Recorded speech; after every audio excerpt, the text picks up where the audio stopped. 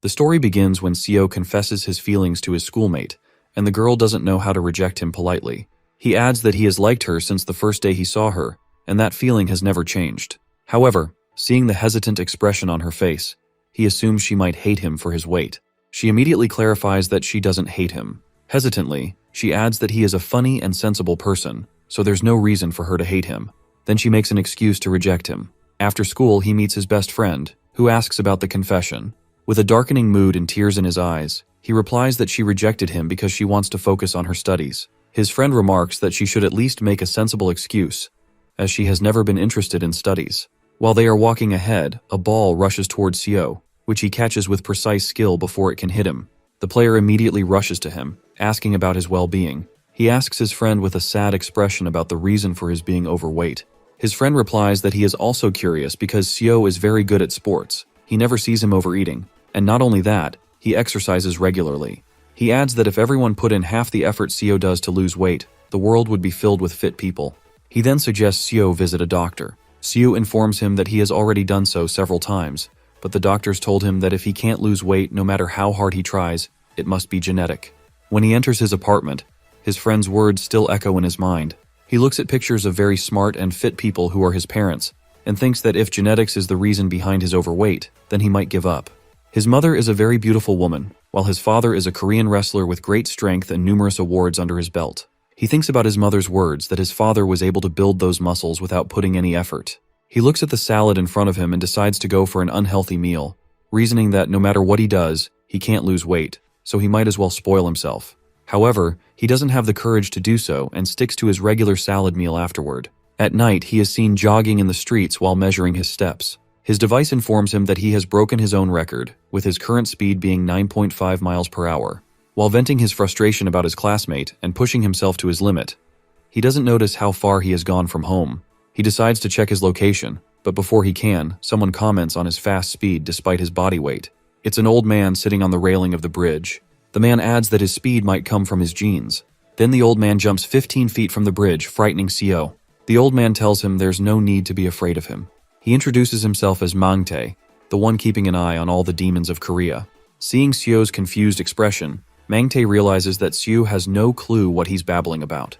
He decides to show him, and with a swish, he transports them somewhere else. Seo's head pounds, and he doesn't understand what's happening, but his eyes widen as he takes in his surroundings and the numerous beasts around him.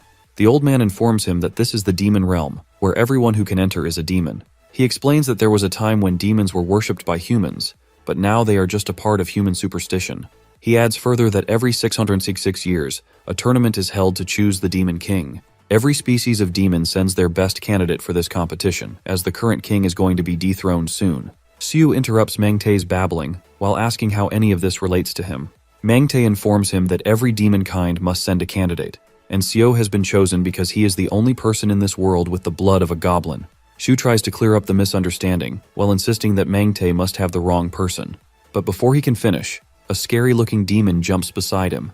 The demon tells Seo he hopes to eat him if he wins, as it's been 666 years since he last tasted human flesh. Seo is utterly terrified by his words. The next moment, the demon, named Big Mouth, punches Seo in the gut and throws him away. While Seo is getting beaten, Mangtae tells him that he needs to prove himself to participate in the competition. Even though he is the last surviving member of the goblins, he must survive this fight to earn his place.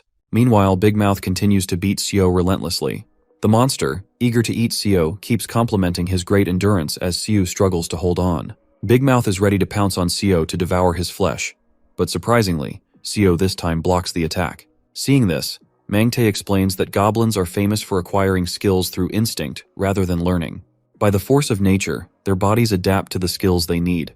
Meanwhile, a strong aura emanates from Seo as he not only blocks Big Mouth's attacks, but also begins to repel them. Using a skill resembling wrestling, Seo surprises everyone by stopping the monster, flipping it, and slamming it into the ground with crushing force. Though exhausted, he stands victorious, while his goblin genes fully awakened. The next day, Seo is seen with his friend, having returned to his chubby self once again. He tells his friend about what happened last night, which he assumes was just a dream.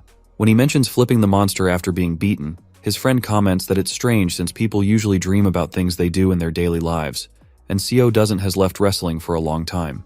With a thoughtful expression, Seo remarks how vivid the dream was, to the point that he feels like he could do the fighting again if asked.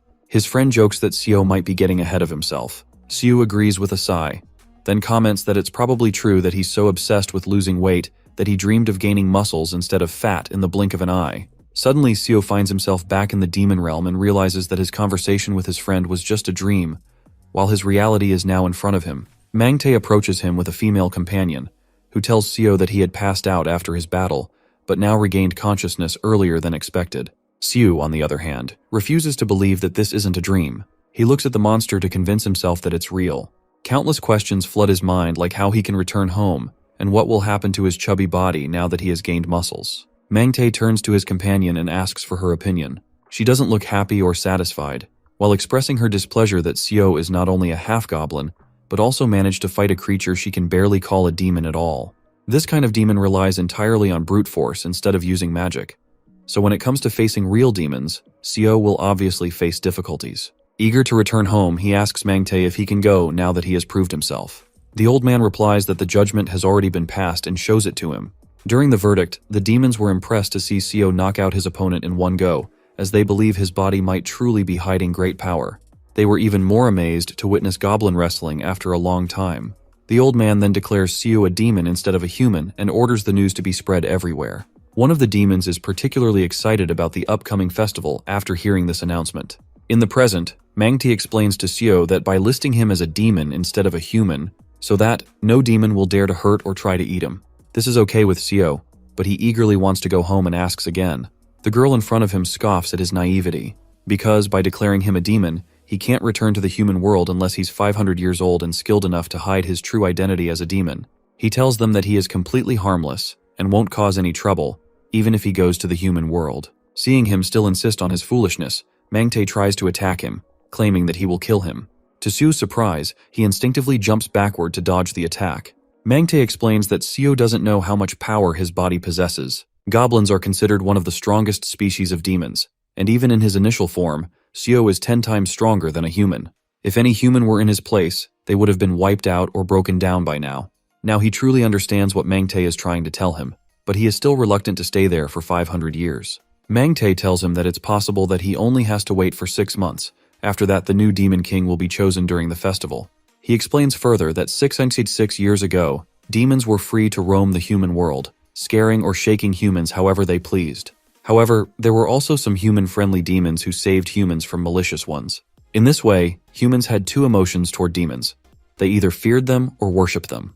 But as soon as the new demon king ascended to the throne, he not only imposed the 500-year rule, but also forbade demons from freely going into the human world or harming humans. As a result, humans forgot about demons, and they became part of folklore that no one believed in. After 6 months, the current demon king will lose his power, and this law will disappear as well. As a result, every kind of demon is waiting for this moment to seize it, so they can roam the human world freely again and awaken the same fear in humans that they have forgotten to have. Seo, on the other hand, is completely shocked by this revelation. Mangtae tells him that he can either wait for 6 months or strengthen his demon form. Still in shock, Seo asks what the ways are to become stronger and how much stronger he can become than other demons. Mangtae notices the sudden change in his expression and asks the reason behind it. Seo answers that he wants to protect his loved ones. In reality, he has no idea what kind of havoc demons will create when they will be unleashed on the human world, but he knows one thing, that he needs to protect his loved ones, who are humans. Mangtae tells him that even though he doesn't have the power of a pure goblin, he still possesses great power. If he masters half of it, there's a good chance he will be powerful enough that no demon will dare touch his precious humans. Additionally, there's a chance for him to become the demon king and create a law again. This catches the attention of the female demon, who claims there's no way in this world that a half-human looked Seo can become the demon king. Mangtae finally remembers that he needs to introduce her as well. Her name is Seolhwa, and she's also going to participate in the festival to represent her demon species. On the other hand, Seolhwa is not interested in exchanging pleasantries. She wants to quickly pass the qualifications test and move on to the human world. Mangtae then calls off his meeting with Seo, as he has many tasks, including testing Seolhwa. She, however, arrogantly believes that she can pass this test because of her abilities in camouflage and demon energy. Mangtae interjects while saying that she also needs patience and self-control. She hopes that he won't use this as an excuse to call off the test, but Mangtae retorts that he has no such intention, as the law will disappear after 6 months anyway. However, he does have something in mind. He gives her the task of teaching Seo the foundation of being a demon. including teaching him to camouflage, as he was completely a human before. If she can teach him all of this, then he will approve both of their entry into the human world. Seolwa protests at that, claiming that it is nearly impossible to teach everything about being a demon in just 1 month. He asks whether this is her way of saying no. He blackmails her, saying she can wait for 6 months until the law is nullified, as it doesn't matter whether it's 1 month or 6. While he's saying this, a piece of cloth swings through the air and wraps around the old man, who tells Seolwa to take the bait and Seo. With that, he vanishes into the air. While looking at his vanished form, Seolwa asks if he knew anything about demon energy, to which he answers negatively. Suddenly, his expression turns horrified as he sees Big Mouth awakening behind Seolwa, who doesn't know about it. Big Mouth claims he will take Seo after he will defeat him this time. However, she finds it quite annoying that this monster is using such cheap tactics. Big Mouth now turns to Seolwa with his fist raised, but she stands there nonchalantly. Unlike humans, there are many power differences between demons because of the abilities they hold. As pure goblins have gone extinct, everyone debates over who would be the most powerful demon in Korea. However, she is sure that if demons set aside their egos, they would definitely agree that the nine-tailed demons are the most powerful among them. Seo understands that there is no use in being shocked by the new things in front of him. So, he does the most logical thing and accepts the situation as his new reality. Meanwhile, Seolhwa bursts through light energy, and a tail erupts from her. She explains to him about demon energy. She shows him her magical tail and explains that it's demon magic, and demons need to use demon energy to harness it. She further explains that there are 2 types of demon magic: inherent magic and acquired magic. He already has inherent magic, which is goblin wrestling that is in his blood. As for acquired magic, one has to learn it through practice, just like any other skill. She binds that Big Mouth with her chain magic and turns to him. She explains that, like the Big Mouth, who didn't gain acquired magic and solely relied on his big build, is bound by her simple magic, which is a great example of a demon who lacks class. Then she clearly tells him that she agrees to teach him about the demon world, but she doesn't want her effort to go in vain, so it will be better to tell her if he's not ready to learn. Looking at his disappointed face, she adds that she might kill him if he turns out to be useless, as it will be difficult for him to handle that situation since he was just an ordinary human a while ago. He, however, is determined to go with her teaching at his own power. She smirks at his determination and comments that even though she thinks he has very little chance of success, she will take the bait. Then she starts his training with his meal, which confuses him. She explains that he needs demon energy to consume magic, and every demon has it. But in his case, he might have none. The food he's eating in the human world can't produce demon energy, which means he only has the demon energy he had at the time of his birth. In other words, he must be hungry. He wants to decline her claim, but suddenly he finds his body trembling. She looks at his shaking hand and explains that he didn't have much demon energy to begin with, and he's already used it when he performed that one flip. It means his body has exhausted the demon energy. She creepily reaches toward him and whispers in his ear that it's a rule in the demon world that the official battle winner has the right to kill or spare the loser. She darkly instructs him to eat the Big Mouth in order to regain his demon energy, which is the simplest and most efficient approach to getting some. Despite his horrified expression earlier, Seo steps forward with the force of nature toward the Big Mouth, as he feels an overwhelming urge to eat him, something he's never felt before. In this moment, nothing is on his mind besides the primal urge to sate his hunger, but the goblin inside him is hungrier, driven by greed. So, Seo turns from the Big Mouth and rushes toward Seolhwa because, as the more powerful demon, she has the highest form of nutrients for him, which tempts him further. With this thought, he rushes toward her, but she immediately catches his attention and binds him in chains while scoffing at the fact that someone half-human like him has the audacity to try to eat her. She decides to teach him a lesson, but she's baffled to see that he breaks free from her one-tail's chains. Still trapped inside his demon instincts, he tries again to get to Seolhwa, who now pierces her finger to draw blood. She forms a circle with the blood and summons a great demon emperor. With that, a large fist heads towards Seo to strike him, and then there's the first wave of attack, a lightning strike hitting him. Seeing the intensity of the attack, she hopes that he doesn't get killed. But the situation reverses when she sees that her attack has pushed him to the point where he awakens an inherent magic that only some goblins have the talent to learn. The horn on his head becomes a symbol of his power as a goblin. He tears the horn off and looks at the she-demon with devilish eyes. On the other hand, she compliments his power, even though he's nothing but a half-human. Now, he has turned his horn into a spear, which is the ability called as Goblin Club, and is ready to attack her. On the other hand, Seolhwa herself is a very talented demon who has awakened the 9 tails not even a century. That's the reason she immediately recognizes the power Seo has awakened. The Goblin Club is one of the most dangerous demon weapons that demons haven't witnessed for hundreds of years. She analyzes her situation. Although she has enough demon energy, which Seo lacks, his body is surging with overwhelming power she has never experienced before. Seo is ready to strike her with the Goblin Club Shapeshifter's Thunder Strike attack. She is also ready to counter this attack, her two tails prepared. She dodges the attack with her summon's hand, which is now holding the Goblin Club. After surviving this one attack, she gets a hang of it and is ready to retaliate. Then the hand tries to take hold of the Goblin Club completely, but our boy's demon body is too persistent, holding the other edge of the weapon. Seeing this, she decides to beat him a little longer in order to make him lose the weapon, but suddenly she witnesses something that stuns her. Our guy pushes the weapon from the Demon Emperor's hand, and to the shock of the nine-tailed demon, he successfully slides it from the hand. She can't believe he can do it from the hand of the Demon Emperor. After one more pull, the weapon finally slides completely from the hand. Then, he changes the shape of the Goblin Club, as he can do at will. Now she understands that why the goblins are considered the most powerful demons. He shifts the weapon again, this time into the Club of Destruction. Now she has a hard time countering his attack because not only has the shape of the weapon changed, but its way of attacking has also transformed. She changes her tactic and summons another hand, as she is intending to give him a powerful strike with both of the Demon Emperor's hands to crush him, but he withstands the open-armed slaughter from her summon, which frustrates her greatly. She doesn't like how much stronger he has become, especially for a demon who is not only half-blood, but also just recently awakened.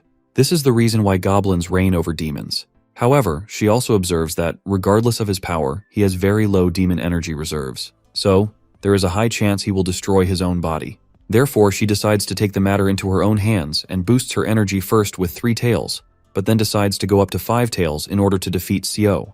She remarks that this half-goblin should be proud of himself for pushing her to reveal this much power, something she has never done before against any opponent.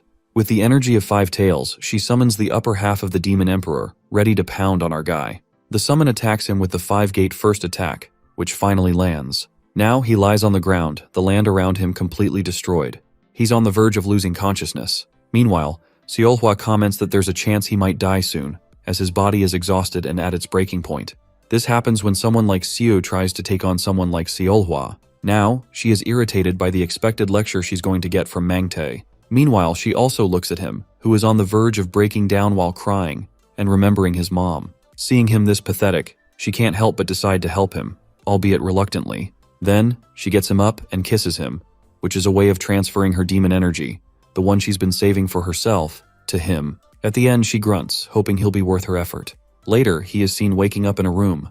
He looks at the door. The next moment, Seolhwa enters, while holding a cup with a very irritated expression on her face.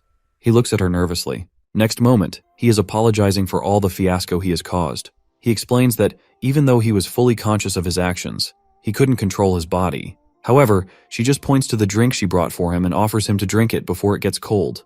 He immediately tries to drink it, thinking it must be some kind of medical herbal tonic, but it tastes awful. He struggles to swallow it and asks about its ingredients. She replies casually that it will make it harder for him to swallow. She tells him to take his time, as long as he finishes it. Then she points out the fact that he lost the big mouth, as he somehow had a claim on him. He just goes into hiding, fearing Seo would eat him as soon as he's spotted. It's the perfect form of nutrients for someone like him, but he is reluctant and asks for another solution to his problem. She chuckles at his naivety because he is no longer a human. It's a rule for demons to get stronger, but he cuts her sentence off, while saying that it's not his thing to use killing and eating others. However, he also adds that there are demons who might hurt the people he holds dear, so he might kill and eat if the need arises. With determination in his eyes, he tells her that he will do what he has to do. Then, he explains that he wants to know another way to get sated because he's not sure he'll get a chance at another demon. She explains that it's a method to eat another demon when there is an official battle between them, and the loser will be eaten by the winner. But this is a rule followed only in duels. Otherwise, the weak demons would go extinct. Now the thing is, after rumors will spread that he is a new goblin, so weak or easy to hunt demons won't want to fight him. Meanwhile, he won't be able to handle the stronger demons in his current state. So she has reserved something for him. She orders him to follow her, and he does so. There he finds a demon bound by her chains. He asks whether the demon is real. She answers that he is no longer a demon because gave in to his instincts. He has committed crimes that label him more as an animal than a demon. Humans know this species as kobolds. She urges him to go on and feed on it, as it's just an animal. Then, the animal attacks him, but he swiftly dodges. She is truly impressed that he can still stand on his feet, but she still has doubts, thinking his prey might run away again. His prey is the famous demon of the Hellhound clan, who foolishly kidnapped and ate another demon, causing him to go insane due to the imbalance in the demon's energy. Now, this insane demon is trying to get Seo, who doesn't consciously know how to use the demon's club. It's also clear that his prey is stronger than Seo, but Seolhwa intentionally does this so that he can awaken his demon power. However, she is shocked the next moment when she sees that he is fighting with his prey using boxing tactics. In a flashback, a younger Seo is shown in front of his instructor, who praises his natural reflexes for boxing. He even offers him a chance to make a career in boxing. Seo replies that he will consider it after losing weight. His instructor tells him not to worry about his weight, as he will eventually lose it if he sticks with the boxing. After 6 months, his instructor again offers him the opportunity to participate in a championship, while promising to help him. He also encourages him to do it, as it will help him lose weight. Back in present, he is getting ready to feed on his prey. Basically, in order to lose weight, Seo had learned a total of 16 sports, 7 of which were fighting sports. Though he had only learned those sports for a short amount of time and gave up when he didn't lose weight, his athletic goblin body absorbed the techniques, while making him a master of the 7 fighting sports. Consequently, he is successfully fighting and beating his opponent, which truly shocks Seolhwa. Finally, after beating his prey to a pulp, he wonders how he's going to eat it. To see him fighting like this, Seolhwa is convinced that he is not strong enough to meet the standard, because he wins the fight only using martial arts, which is a human fighting form. Besides, he has just awakened but successfully combines his human techniques with his demon body. At that moment, she is thinking about something when he turns to her and asks for the method of eating it. However, she tells him that the fight is not over yet. At that moment, his prey attacks him from behind and bites his shoulder. He is totally shocked to see his bleeding shoulder, while his prey, on the other hand, is ready to pounce on him again. Meanwhile, he is utterly petrified to find himself in such a situation. Seolhwa, who is analyzing his fighting, concludes that his human instincts and fear have kicked in, as humans usually fear losing their limbs during a fight.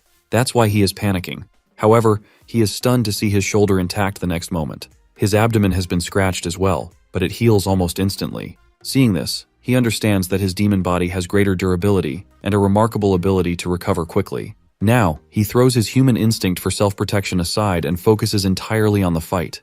This shift also helps him increase his physical strength. With a swift motion, he kicks his opponent far away, even though his arms feel like they're about to break. Yet, he remains standing, ready in case his opponent recovers and attacks again. But Seolhwa interjects, while stating that it's over because his powerful punch has left his opponent in a weakened state and left him unable to recover anytime soon. Then she asks how he feels using demon energy without losing control. He is baffled to learn that he has used demon energy. She explains that there is no need to use high-level demon energy. For example, what he has used to recover from the injury he received. Secondly, the last punch he used was the perfect combination of human physical strength and demon energy. She asks him to pay attention what he felt while using that punch moving forward. He admits that he felt a spark of electricity while using it. She explains that it is because he doesn't have any experience in using demon energy, which is why he is struggling to recognize it. Besides, that is the reason she made him fight with that animal, so he could get the hang of his demon energy. She then compliments his talent for using and mastering it in one go, as she had initially expected him to complete it within 10 days. She urges him to finish off his prey, as it will also help end its misery and pain. She explains that the part above the belly button is where the energy crystal is situated, and he needs to pierce that part in order to kill his prey. He slowly heads toward his prey, and she understands that it will be difficult for him to do it for the first time. Even for eating purposes, it is difficult for most people to kill anyone, so she knows he will hesitate. But finally, he kills it, thinking about his friend and mother in the human world. Then she asks whether he has anything else in his hand. He opens his fist and finds a crystal ball there. She explains that he needs to eat it to consume the demon energy of that demon. He eats it, but nothing happens. He is expecting some kind of spark. Meanwhile, he notices a crow on his shoulder and shrieks as the crow transforms into a female demon. Seolhwa, who might know this demon, asks annoyingly about her purpose for being there since she didn't call for her. The girl complains that there shouldn't be any reason for her not to meet her old friend. However, she explains that she is here for business. Then she expresses her excitement about seeing the infamous half-goblin. She further explains that she is doing a part-time job for Mangte and has come here for this purpose. She reveals that she is here to give them rewards for defeating the kobold. Seolhwa tells her to give all of it to him since he is the one who took it down. Solmi also agrees with her, as she has been witnessing the fight from the start. She even warns Seolhwa that he might give her a tough time at the festival. Seolhwa, who is not liking this at all, arrogantly replies that he would be eaten as soon as he enters the competition. Solmi disagrees with her. Anyway, as a reward, he is given 2 choices that either he can go back home right now or become a stronger demon. The scene shifts to the human world, where Seo's friend Yusin is talking to him, complaining about where he is and where he's calling from. Instead of answering, Seo asks for a favor. He tells Yusin to inform his mother that he is going to Yusin's village, Andong, where Yusin's family runs a martial arts center. He asks Yusin to tell his mother that he's going there to lose weight. Yusin reminds him that his center doesn't accept just anyone. Seo says he knows but still insists. Yusin feels tense hearing this. He then asks him that he can tell him anything. Even if Seo thinks that he won't believe his reason, he might still help him. Before Seo can tell him anything, Solmi warns him as it is forbidden to tell the human about Demon's existence. They both will be punished if he does so. He then makes an excuse and hangs up the call, bidding goodbye to his friend. In a flashback, it is shown that when Solmi tells him about two options, he is quite enthusiastic to know that he can go back home. She assures him that it is the case. However, he declines the offer, while saying that he will go home after a month. She asks about his reasoning. He explains that while fighting with the kobold, he realizes about his shortcomings and wants to overcome those and become stronger as a demon to counter any situation. So he decides to live there and train. She is truly impressed by his hero-like dialogue. Seolhwa, on the other hand, is quite irritated by her nonsense choices, as she knows that it is just a farce. Solmi explains that it is a test to know about his personality, like humans do something similar with personality tests. Then she asks Seolhwa whether she has read what she gave her. Seeing her this carefree and casual, he realizes that compared to other demons, she looks quite like his peers. Seolhwa answers to Solmi that she couldn't read more than a page as the book is too childish, which makes Solmi frown because she had written that book for her to understand human personalities. Then she asks her to borrow Seo and changes her demon form. She comes from a magpie demon species, who can go back and forth and take any demon to the human world for 6 hours every 6 months on her responsibility. She explains this to Seo, while assuring him that she didn't lie to him at all. That's how she brings him to the human world. Now in the present, he returns her phone to her with gratitude. She asks whether he is sure he doesn't want to see his family member. He answers that he has only his mommy, and she is on a business trip. It's good for him as well, since it would be difficult to leave after meeting her. Then he asks whether she would like to eat something, while saying that he will make it for her. After thinking for a moment, she asks for something she has always wanted to eat. After a while, they are sitting in the dining hall. He is a little hesitant because he is unsure whether she will like his cooked meal. She answers that it is good, as she usually dines out or eats school meals. He is boggled to hear the word school. She explains that she attends Hojong School. He is stunned again, as it is the school next to his. She adds further that she doesn't have many close friends to invite home, so this is the first time she is sharing a meal with someone. Her statement is contrary to his assumption about her, as her bubbly personality seems like it would attract many friends to be with her. Then she gives him a storage scroll that works both as a smartphone and a backpack, while informing him that it is his reward. He can easily summon it whenever he wants. The scroll works like a tool, and he opens it just like he does with a cell phone. Then she opens a box from her scroll in which 3 things are placed. One of them is his storage scroll, along with 40 demon coins, which are the higher form of currency in the demon world. The last item is the demon treasure bequeathed, which is a kind of item containing demon energy that can be used in numerous ways. She explains that usually, they only get demon coins as rewards for catching kobolds, but Mangtae has given him these items to help him for the festival. Seeing the questioning look on his face, she explains that not only are humans patriotic to their countries, but demons are also loyal to their own realms. They would be proud to have a demon king from Korea. Not only that, but the opponent from Korea had fought the current king and was defeated by just a hair's breadth during the last festival.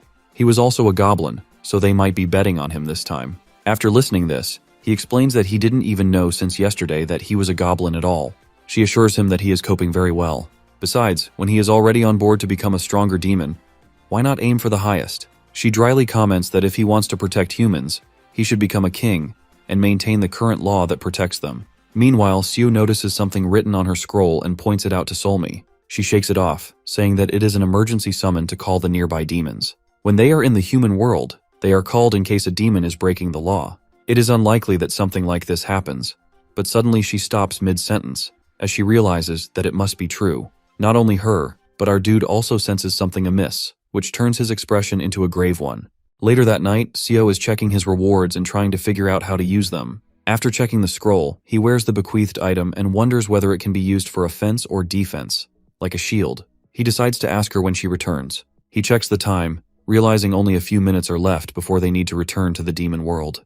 They had arrived here at 4 p.m., and at 6, she had left for an emergency summon. Before leaving, she asked him to call her by her name since they are already friends. When it's past 10 p.m., he starts to get worried and regrets not taking her number. Meanwhile, looking at the picture of his father, he assumes that he must have goblin blood from his father's side, who was also an athlete. Besides, he remembers Magte telling him that he is already the 4th or 5th generation with very little goblin blood. Meanwhile, far away from his home, the demon chased after a human and is about to finish him off. But Solmi arrives just in time and stops it by shooting a spell at them. However, she's worried about losing all of her feathers, as there are so many of these lower demons. She rushes to the human and tries to console him, while telling him that his friend will be okay, as she's been treating him since the ambulance arrived.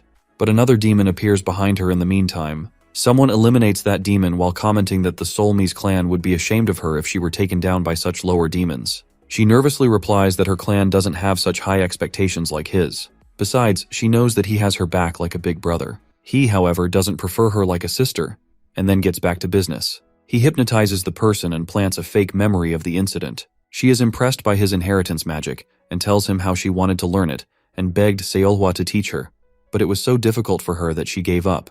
He asks how many demons she has encountered so far. She replies that she has encountered 24 of them, but all of them were kobolds with leashes on them, as it seemed they were controlled by someone else. She adds that 7 humans were killed and many more were injured, but the demons know it was a crime, so what kind of fun could they get from this incident?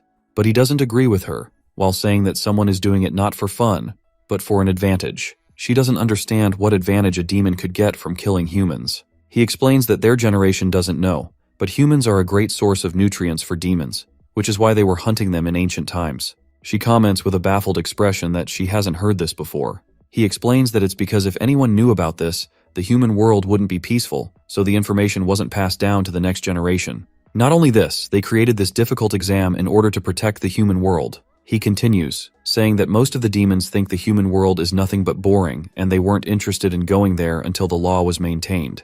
But now, times are changing because of the coming of the festival. Demons are desperate to become stronger, and aren't hesitant to break the law in order to do so. Recently, there have been many cases where demons have destroyed themselves in order to get stronger or prove themselves. She listens to all of this with a horrified expression. He even adds his own method. If he were doing something like this, he would prefer a silent approach instead of using kobolds he can't even control. For example, he would quietly kidnap humans and feed on them to avoid drawing attention. She comments that whoever is behind this must be a coward to attack defenseless humans. He retorts that if that person can control dozens of demons, then they must be strong enough to attack humans by themselves again. She is about to say that they shouldn't act like attention-seeking cowards, but stops mid-sentence, suddenly remembering the time.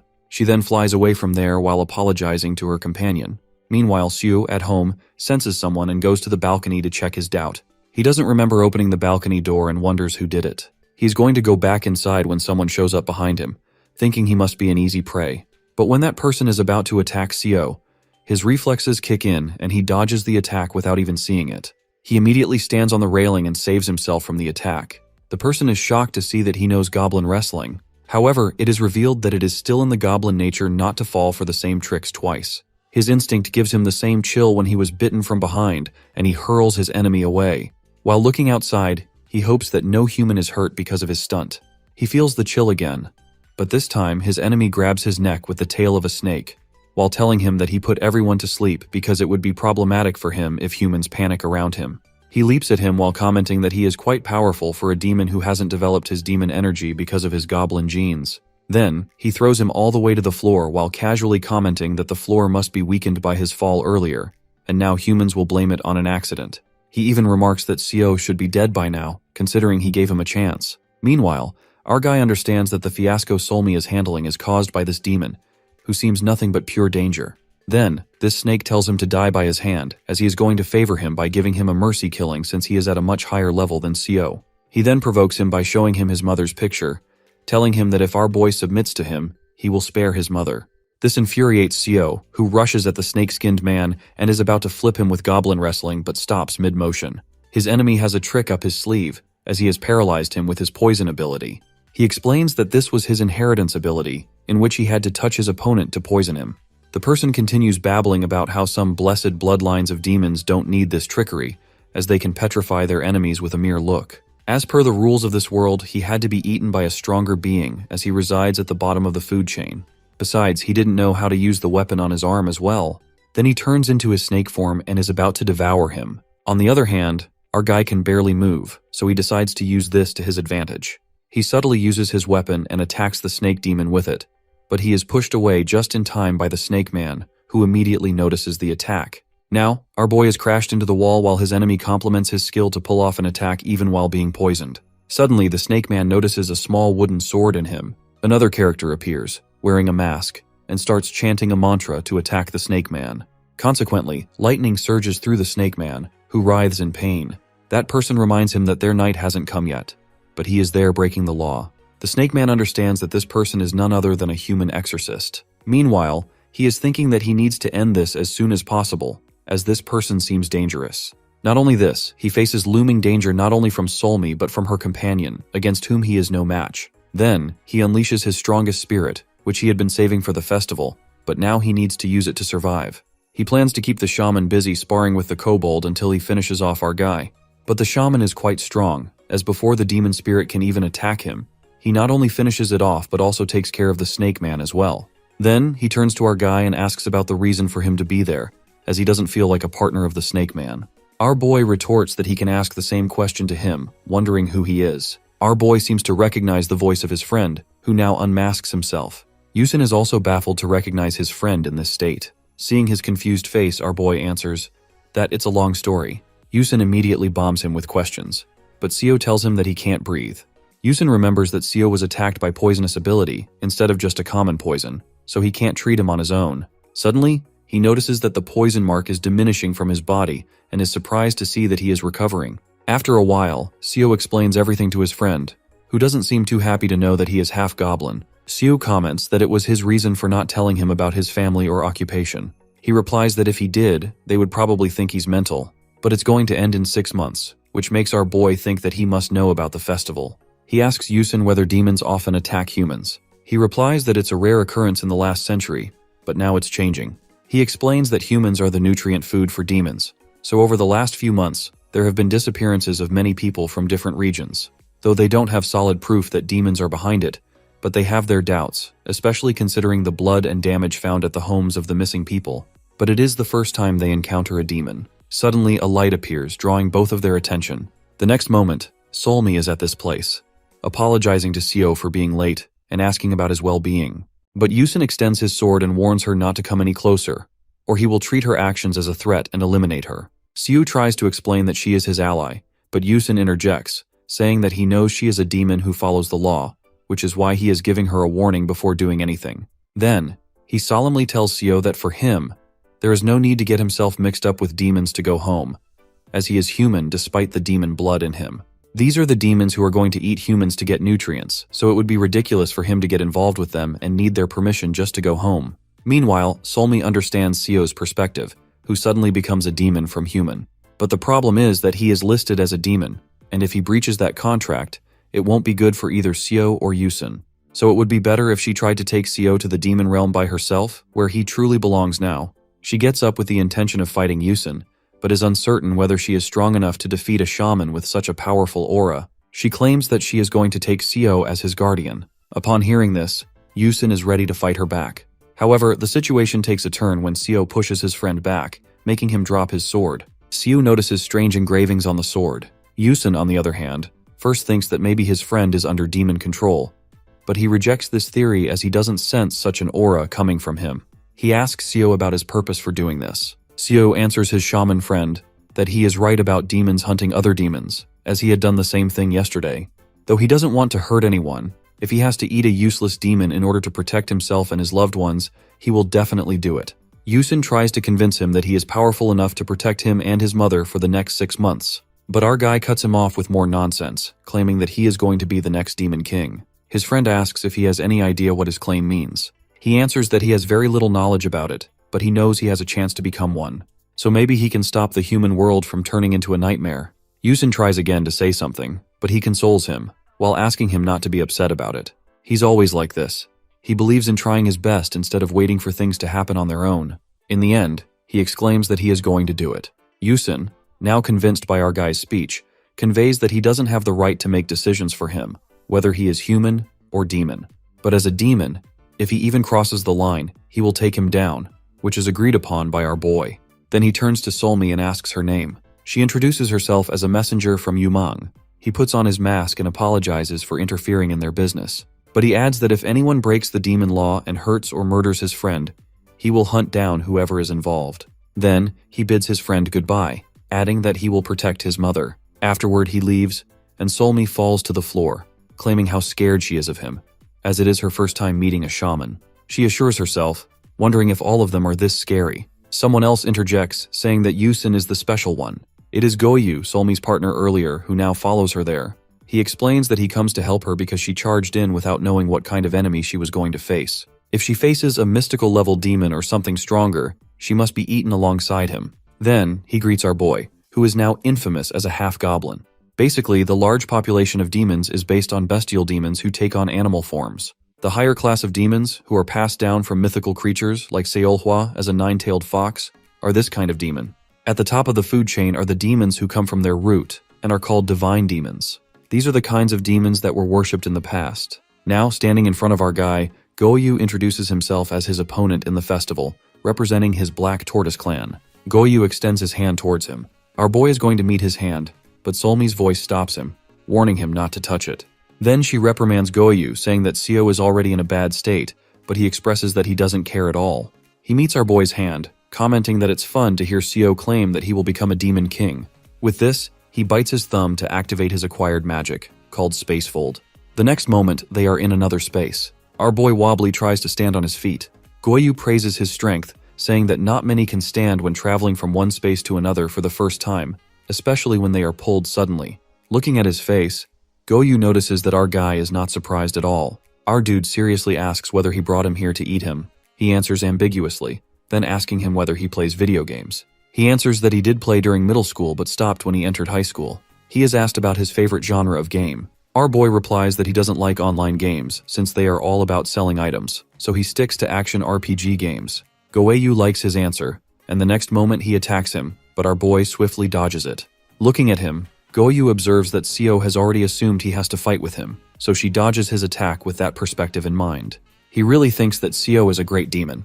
On the other hand, Seo's learning ability is at its peak after gaining experience from fight after fight. Having already become wary after the fight with the snake man who tricked him, he is cautious of Goyu's attack and the potential danger he could possess. Besides, he also learns how to use the destroyer's armor on his arm, which releases the demon energy and power of the user. After attacking his new opponent, he stands on guard, waiting for another attack because he has learned that until the fight ends, he needs to remain on guard even if the attack works. Though the demon energy is a new thing for him, he is getting the hang of it. He can feel it coming out from his stomach and surging through his body. He can feel that only 60% of his energy is left, as he has used 10% in his bigger attack and 3% in smaller ones. He reminds himself to use his demon energy cautiously to avoid being exhausted by the end. On the other hand, Goyu praises his power, which pushes him to the edge to use his icicles on him. He comments that he has passed the first stage. Meanwhile, our boy senses something is off. Despite his opponent's constant attacks, he doesn't sense any malicious intent coming from him. Seeing this, Goyu admits that he's bad at faking bloodlust. He further admits that he doesn't have any malicious intent in bringing him here. Instead, he did it after hearing his claim to become a king. Then he asks what Seo thinks about the Demon King. Seo answers that it's someone who will rule the demon realm and establish laws. Then Goyu explains that demon don't even consider the idea that the Demon King is the one who will rule and make the laws for the next 666 years. They choose someone based on their fighting skills only. Demons follow the rule of choosing their king because this method has been passed down through generations. It's suitable for the true nature of demons to choose their king in this way, as demons are slaves to their desires and only follow the commands of someone stronger than them. To avoid demons killing each other and eliminating those kinds altogether, they came to the conclusion that this process of choosing their demon king would serve as a measure of safety for all demons. However, it is also really difficult to rule over the demons, and every king faces difficulty doing so, including the current king. That revelation leaves our guy stunned. Goyu continues, saying that he should imagine this. If their human king stopped all humans from eating meat in order to get nutrients, Seo answers that no one would follow it, and there would be broken chaos against the king. Goyu says that he now understands his perspective, but on the other hand, demons have perfectly followed this ridiculous law for 666 years. He should now consider that, despite their demon nature, they are perfectly following this law because it's tradition for them, and the Demon King is quite powerful. But he should also understand that their patience is on the edge. Siu interjects, stating that they won't bode well if the new king makes such a law again. Goyu agrees with him, adding that no matter how powerful the demon king is compared to the rest of the demons, he is outnumbered by the demon population if they decide not to follow him.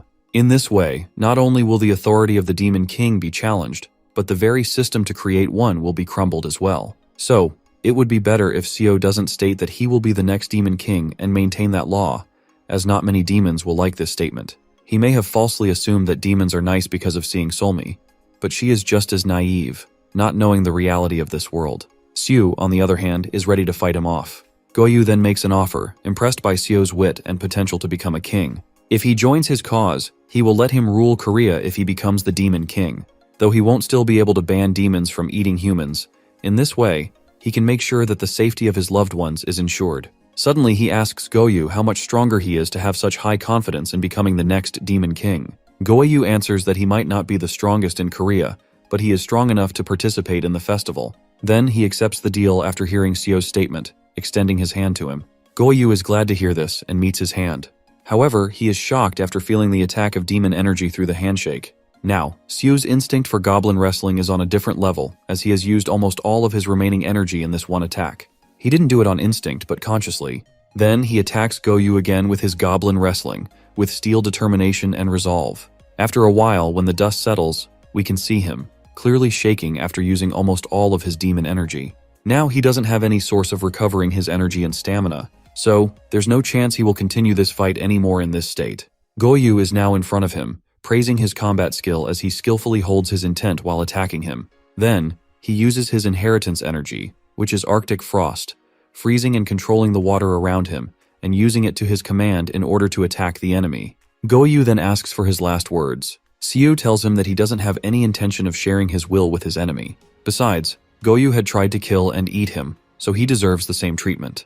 It's getting ahead of himself though, because our boy stands up once again, claiming that it's far from over. Goyu observes it as he's eyeing our boy, wondering if he has determined how to find the opening in his attack. Somehow, our boy has awakened the combatant skills of the goblin. It looks like Goyu is about to attack him while saying that Siu is talking big for someone on the verge of losing consciousness. Suddenly, he tells him that our guy has passed some kind of test, as he's going to support him, and he doesn't want to do it for someone who doesn't deserve it at all. Siu doesn't understand his abrupt words at the moment, so Goyu starts lecturing him on why he should not become a demon king. He admits that everyone is looking forward to the Night of the Demons, but he's not looking forward to it. He explains that he doesn't like the devious nature of demons, who devour and fight each other, compared to the peace in the human world. He also expresses that he is one of those demons who likes how humans create mundane and useless things like books and comics, which don't exist in the demon realm. There, he doesn't want the human world to be affected, as these things won't exist due to demon interference.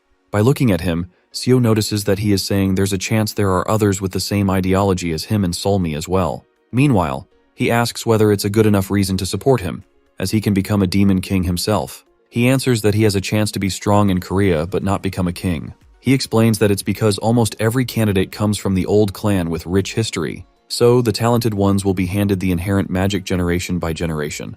It's the same way someone is born with a golden spoon in the human world. Basically, there's great suffocation from the clan to become a demon king and favor their clan if they find someone's talent. And if that talented person doesn't do it, they will kill him and replace him with another representative. Our guy feels sad at the cruelty of the clan system. Unfazed by his emotions, Goyu tells him that he has a great chance to become a demon king since he has the motive and power to become one without the pressure of any clan. At that, our boy tries to tell him to control his horse, as he needs a minute to think it over. Next moment, a very infuriated Solmi appears in her beast form and kicks Goyu hard. Our boy is too baffled by the situation and tries to explain it to her. However, she tells him that it won't put a scratch on Goyu. Maybe he'll flee away. Siu doesn't understand what she's saying. She explains that this person is not the real Goyu, as he has a split personality. Basically, the black tortoise is a combination of a snake and a tortoise. First, it was a tortoise. Then someone found a way to separate the yin and yang energies. With the help of the yin energy, they created the black tortoise. Afterward, that generation passed down the power and the training required to become a complete black tortoise. But this clan had a side effect, called the snake, which was the personality of Goyu that Siu had witnessed minutes before. Siu comments that it's not like Goyu seems like a bad person. She agrees with him, saying that despite his mischievous nature and selfishness, he's not inherently bad. She explains further that the snake is the submissive part of the black tortoise, usually working as an advisor to the dominant tortoise personality. But Goyu is a rare case, as his snake side has been active since birth and can take over his body whenever he wants. That's why many demons objected when he became the representative of his clan, but didn't press the matter because of the power Goyu possessed. Then she tells him to get ready to head back. Seeing his loose expression, she explains that he won't be punished for being late. He explains that it's not the case, as he's worried about the mess in his home veranda. When his mother returns, she will be worried about it. Next, Mangte interjects, saying that some demons specialize in cleaning, and they will take care of it. Then he orders Solmi to go ahead, as he wants a private conversation with Seo. Solmi misunderstands the situation and tries to explain that it wasn't Seo's fault that they're late. He explains that he knows, and he just wants to talk to Seo. Meanwhile, Seolhwa enters his apartment, commenting on its size and coziness. Seeing her there, he asks if she came here on her own, or how she arrived. She arrogantly answers that she's not someone who would rely on someone else to be in the human world. It was Mangtai who dragged her there. Then she demands that he explain what he was going to explain. He actually wants to explain the incident that happened recently. They've just found 50 kobolds attacking humans in the southeast of Seoul, South Korea. When they were cleaning up, they realized that the traces they left were intentional. So, they think it must be a trick to draw their attention, while the mastermind targets Seo. But that's not the case. With a dead serious expression, he tells them that around 200 humans have been kidnapped from Seoul, making it seem like something much bigger than just targeting Seo. He adds that these are only the kidnapped humans who have been reported to the police station, and there's a chance that number could be as high as 500. Everyone is tense upon hearing this. Solmi adds that it seems like at least 5 demons must be involved in this. Besides, they can trace them with the help of a suspect list. He cuts her off, explaining that, according to their information, the demons must be from outside of Korea. They might have been caught in their own country, so they targeted Korean people instead. Therefore, they need to catch and punish the culprits, and he needs their help for this. Seolhwa immediately understands what he's about to say next. Mangtae explains that, essentially, he was supposed to take a qualification test for them to enter the human world in a month. However, due to the dire situation, he'll have to take it now. For this purpose, they need to track down and eliminate the demons involved in the kidnapping of Koreans as soon as possible. The scene shifts to a very tired-looking and sleep-deprived Yusun, who is still worried about our boy and wonders whether he did the right thing by leaving him alone. He even decides to make another plan to rescue him. His thoughts are interrupted by the very person he's been thinking about. Our boy nervously tells him he's there, as Yusun's phone was off. After a while, they are sitting in a cafe. As soon as Seo explains what happened the previous night and the task they need to complete for the qualifications test, Yusun tries to voice how crazy this idea is. Seo explains that he's happy with this option, as it allows him to live in the human world, but Yusun doesn't seem quite as happy about it. He asks what kind of class Seo is in as a demon. Seo expresses his ignorance, saying that he became a demon just a few days ago. Yusun explains that there are 5 classes of demons: divine, spirit, mystic, fiend, and beast. At first, Seo thinks these are just names of demons, but Yusun clarifies that they are classifications of demons, with the lower ones being beasts. Like the animals of the human world, beasts are more numerous. They are easy targets and can get taken down by normal humans. The next class, fiends, are stronger than beasts, and it would take hundreds of thousands to eliminate one because of their physical strength. Seo is quite tense hearing this and asks about the other demons stronger than these two. Yusun explains that although he doesn't have much experience as a shaman, as far as he knows, a mystic demon can destroy a small city on its own. As for spirit and divine demons, they are too strong to defy the law. So Yusun advises him to stay away from the matter and even offers his help if he needs to hide. He adds that if the demon comes from outside of Korea, they must be prepared to fight another demon and shaman like him. In other words, they are dealing with at least mystic-level demons. Sue asks about the class of the demon from yesterday. Yusun answers that it must have been at least a fiend-class demon, but it was controlling a powerful body without having complete control over it. He then accuses Seo of being a fiend-class demon because he was about to be eaten by one yesterday. So, Yusun says it would be better for him to stay away from this business. Meanwhile, Yusun is thinking that he must be harsh on his friend, but he is doing it for his best interests. However, Seo insists that he can do it, despite failing yesterday. Yusun retorts that he's not going to school, but instead, he's going to give him a lesson today. He then asks him to follow him. Yusun leads him to the basement of the Olympic Stadium, a place hidden from the common person's eyes. Seo assumes that this stadium is built by his family, but Yusun corrects him, explaining that it is the work of the government, as there are plenty of other shaman and mage families as well. At that, he wonders whether they know about the existence of the demons and the danger looming over them. His friend answers that it is not the case. Instead, shamans have always been in service to the governing body of the country since ancient times. Back in the day, it seems like a very powerful business to fight demons, so at that time, it might have been the case that shamans were the ones who built the country. However, 666 years ago, the royal agency is created by the royal family of that time to train young shamans, and his family has been in service since then. At the end, he adds that only a few higher-ups in the government know about the reality of the demons, but he doesn't think they are taking the matter seriously. Then he takes off his blazer and gets ready to fight our hero. He challenges him to come at him with everything he's got, without any rules or restrictions. If he is able to take him down, he won't stop him from doing whatever he wants. On the other hand, our guy doesn't seem enthusiastic about it and asks whether he isn't using his sword. He answers that using the sword indeed makes him powerful, but he can take down a fiend demon with his hands alone. If our guy isn't stronger than a fiend, then he won't be able to defeat him. That's the purpose of the fight. He then challenges our boy to come at him now. With a hesitant and trembling hand, he charges at his shaman friend, who fights back and knocks him down. Meanwhile, Yusin is not interested in asking about his friend's well-being because he knows he will recover quickly due to his demon genes. For that reason, he doesn't hold back his punches. Then he looks at our boy, who is still standing, and chuckles while commenting on how his friend looks like a hero from a comic. Meanwhile, Yusin also realizes that his fist is hurt from punching his demon friend, as it feels like hitting a rock. If he doesn't charge it with energy, it would be crushed. At this moment, both friends realize the power of the other. That's why our guy decides not to hold back, while his friend understands that our boy is more powerful than he expected. Then our boy charges at his friend again. Yusin notices that he is faster than before, but his fighting pattern remains the same. Our guy clasps his friend's wrist to flip him, but Yusin stands firm on the ground. At the same time, Seo is able to summon his Goblin Club, which stuns his friend as well since it is the first time he does so of his own will. Despite the fact that our boy successfully summons his Goblin Club, he has used nearly 30% of his demon energy due to his earlier fight with Goayu. This means he is almost completely exhausted, something he can't afford considering he won't recover until he rests for the day. Not to mention, he is living in the human realm, where he has no means to recharge demon energy. However, the good thing is he remembers his last fight using the Goblin Club, so he knows how to wield it again. On the other hand, Yusin is not truly impressed by the Goblin Club, as he has already read about how great it is. He assumes that either the books exaggerated its power or his friend's club is weaker. He concludes it is the latter case. But the next moment, Seo attacks him with all his might, but Yusin protects himself with his energy. His plan is simply to stay on the defense and let Seo charge at him until he tires himself out. However, he is shocked to see that Seo has changed the shape of his club, with one part of the club stuck to the wall like a chain and the other in his hand.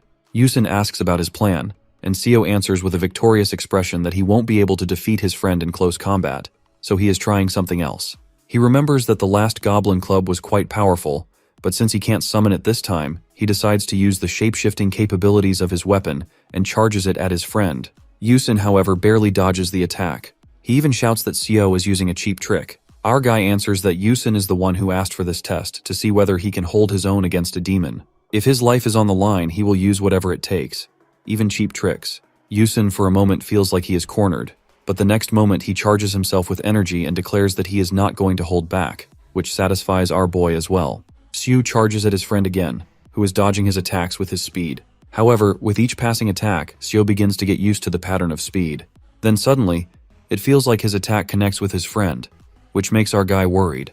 He asks about the well-being of his friend, but the next moment, Yusin is seen holding the edge of his club perfectly, while chanting a mantra against his demon friend. The next moment, he shoots an arrow toward him, cutting his club in half.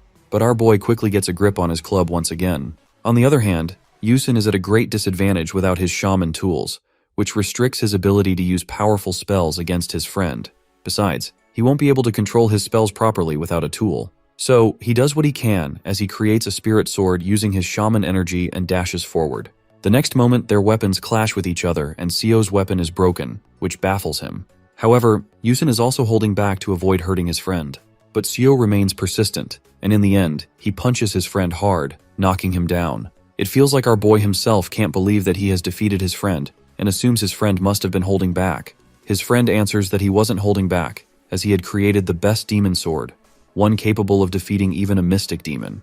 But in the end, the sword recognized him as human, and he couldn't use it against him. He exclaims in frustration how unfair it is.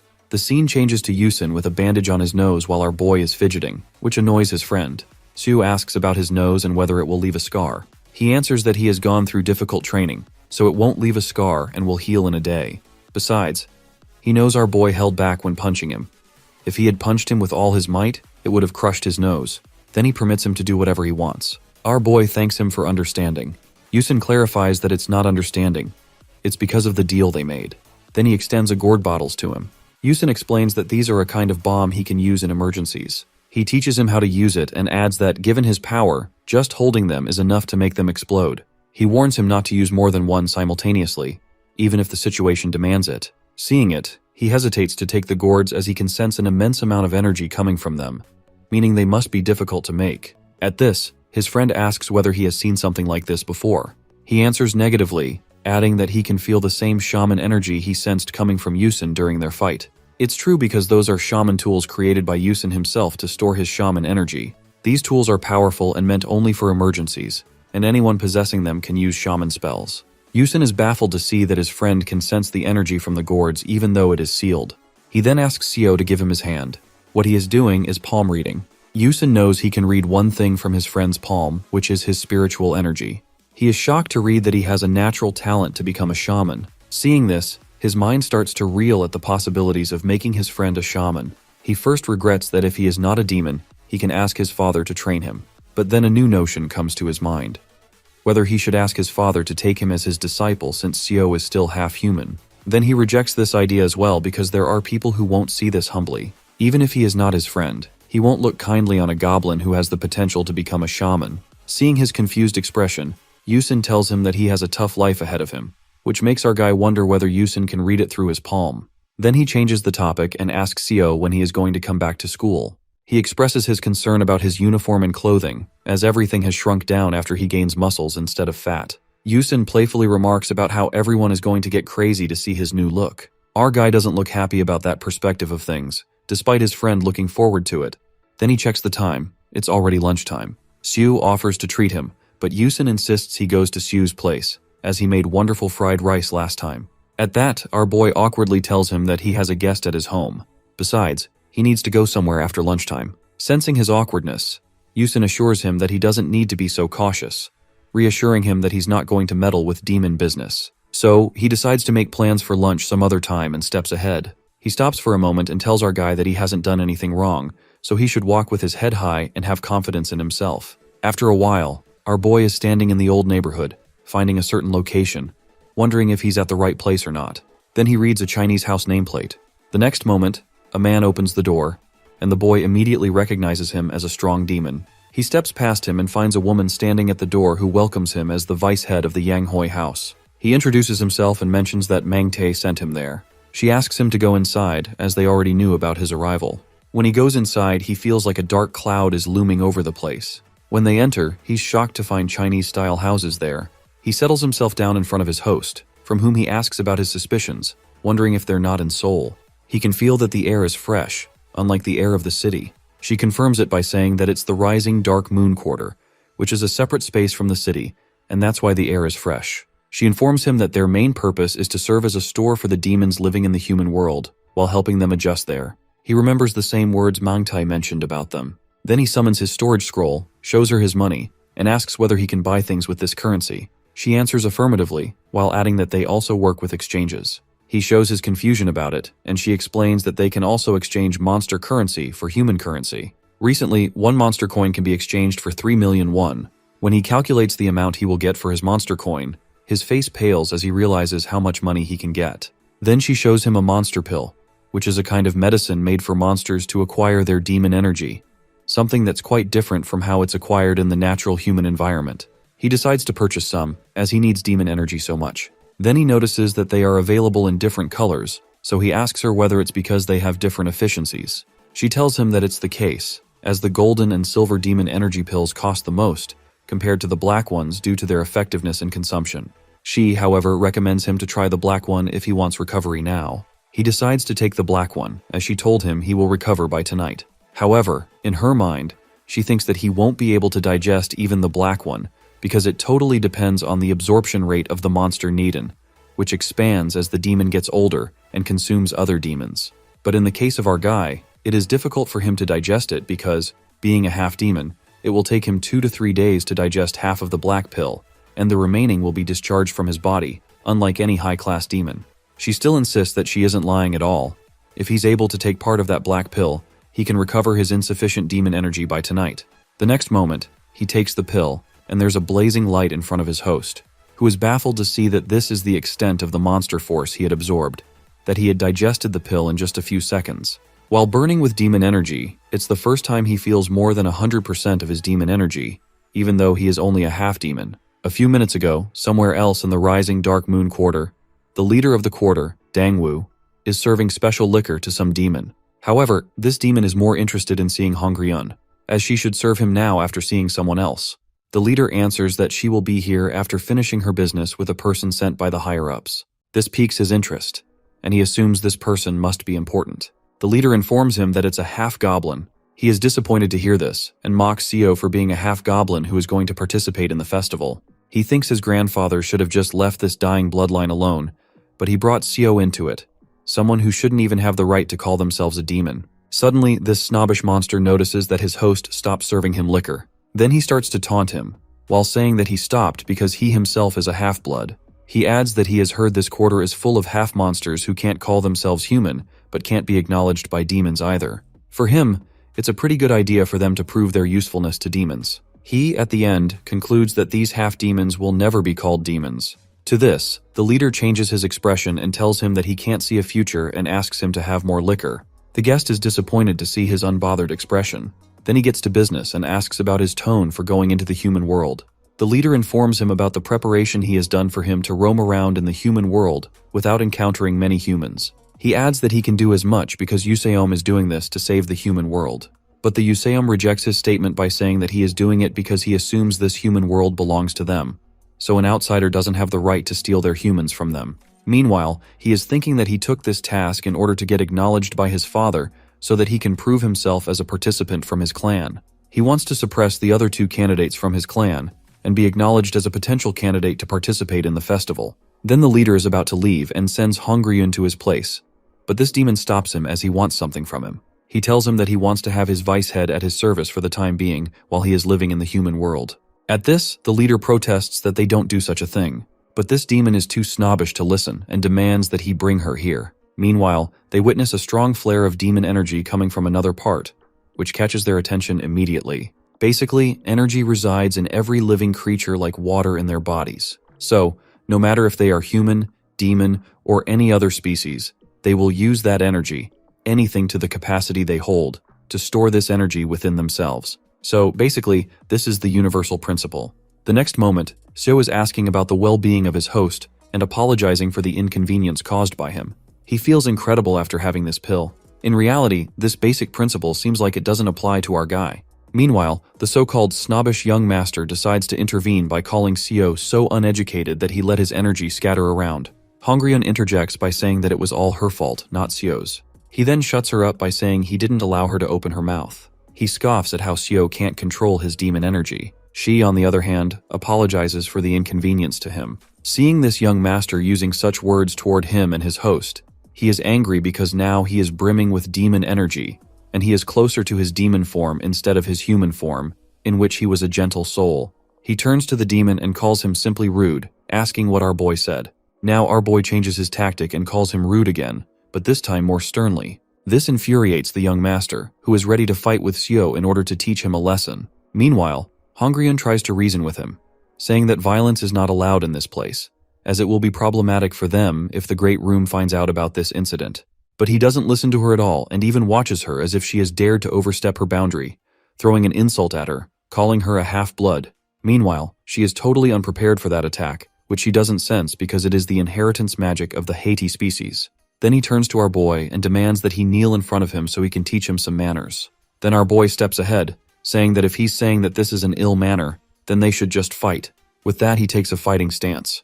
Useom agrees with him, assuming our boy has a death wish. He then attacks our boy, who comments that it feels like the young master threw a water droplet at him with full speed. He even comments that some of it feels like tea. Our boy concludes that he must have collected the water droplets from the grass and his surroundings to shoot at him with full speed. In the end, he deadpans that he had a similar experience today, and compared to that, the young master seems like a child.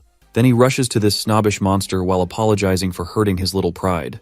Meanwhile, his enemy is more than infuriated, noticing his fighting style pattern. When he thinks that he has predicted Sio's movements, Sio changes his tactic and attacks him on his stomach with all his force. Now, he understands this is Sio's way of predicting his movements. So, he changes the tactic and asks his opponent whether he is hurt at all. Meanwhile, Hong Ryun, who is observing his fighting style, is awed by his power, as well as his eminent talent to deceive his enemy, in which he had predicted that his enemy was reading his movements and changed them. She doesn't understand how this 3-day-old demon can be this powerful. The next moment, our boy demands the young master apologize to the woman who is trying to stop the fight.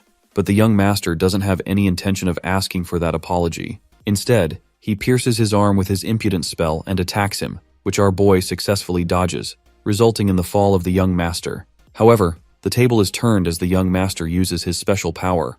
Basically, with the spell of Heite, the members of that clan can gather water from their surroundings and shape it to the extent that they can use it as metal.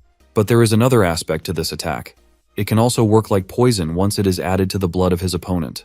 The young master says that even the demon can recover his limbs, but when it comes to poison, it will take more time to recover. Siu falls on the floor with the effect of the poison, while the young master says that he does give credit to him for being great, giving him he is just a half-demon, but he never had experience with the poison before. Then the young master is ready with his water weapon to finish our boy, while claiming that he will never be a full demon. At that, our dude conveys that it doesn't matter whether he is ever called a demon or not, but the young master is quite a cheap person. Meanwhile, the young master gets a chill when he sees that our boy has already healed and now has a demon club. This situation is too unbelievable for this crap of a demon, but he recovers immediately and charges Ishimi towards our boy. It is an attack made with crystal water from his surroundings. In this case, he has taken the water from underground. This water is 100 times heavier, which results in a velocity equivalent to that of a jumbo truck at full speed. On the other hand, our boy is planning to shape his club, as he has learned from his last fight that the right shape of his club can increase its power. So he decides to shape his club into a sword.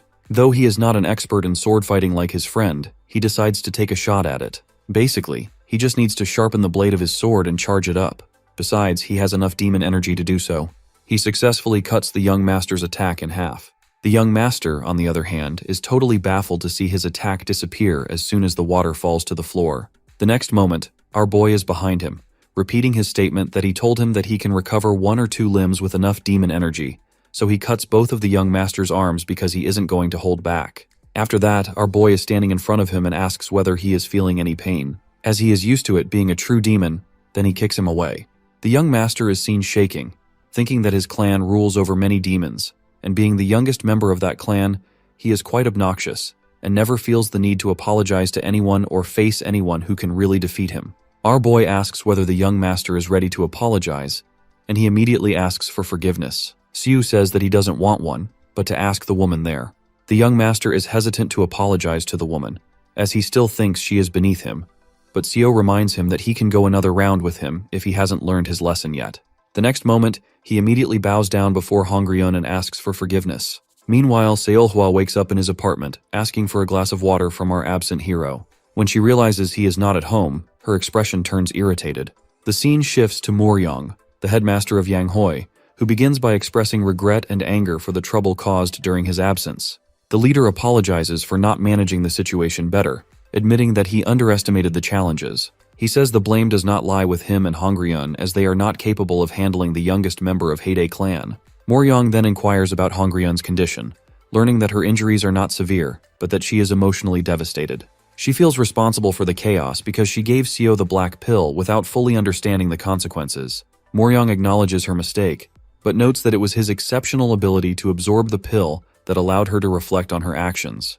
Meanwhile, our guy is grappling with a mental breakdown. Unlike 4 days ago, when he lost control over his body due to overwhelming demon energy, he lost control because of the overbrimming demon energy. Now he stabilizes his energy crystal and calms down. Reflecting on the fight, he justifies his actions. He acknowledges that cutting off the young master's arms was necessary to stop him from using his dangerous magic, which could have killed someone.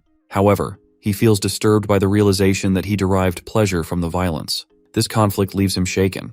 While our guy is lost in thought, Hongryun comes to him. Concerned about her injuries, he asks how she is doing. Hongryun downplays her condition, but he reminds her that throwing up blood is serious and should not be taken lightly. She suddenly bows and apologizes, while admitting that she was not in her right mind and made mistakes. She takes full responsibility for the chaos, especially for giving him the black pill.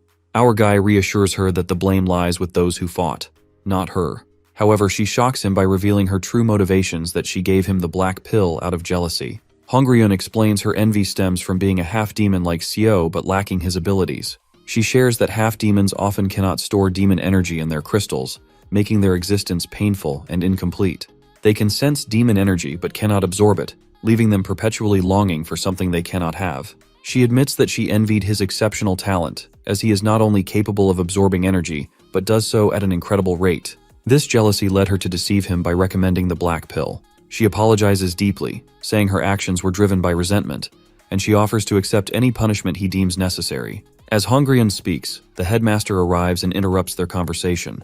He introduces himself to him and dismisses Hongryun, saying he will handle the situation personally. Our guy informs the headmaster that he has already forgiven Hongryun and requests a refund for the black pill.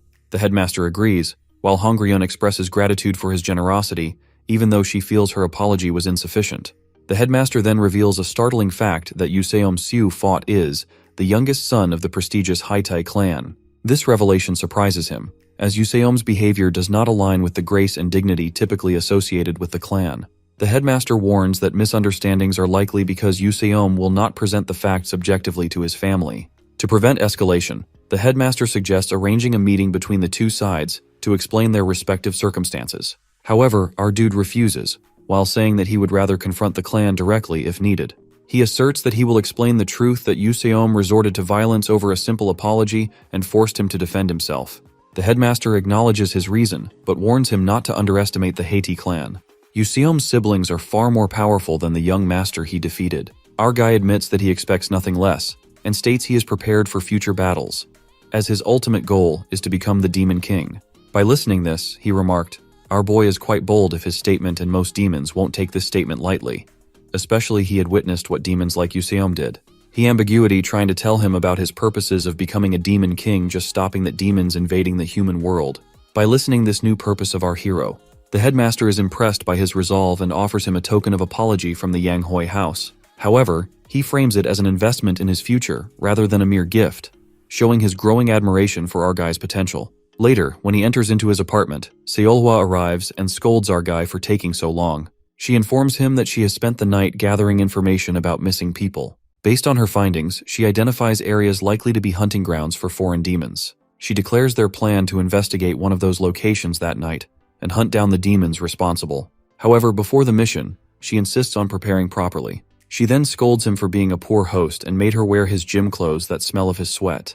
Ignoring his protests, she tells him that they are going to buy new clothes for her. Our guy and Seolhwa visit a massive department store, and he is taken aback by its size, mentioning that he has seen larger stores in the countryside. Seolhwa comments that how impressive it is that they built something this massive without demon magic. For our guy, this outing marks his first visit to a department store and his first shopping experience.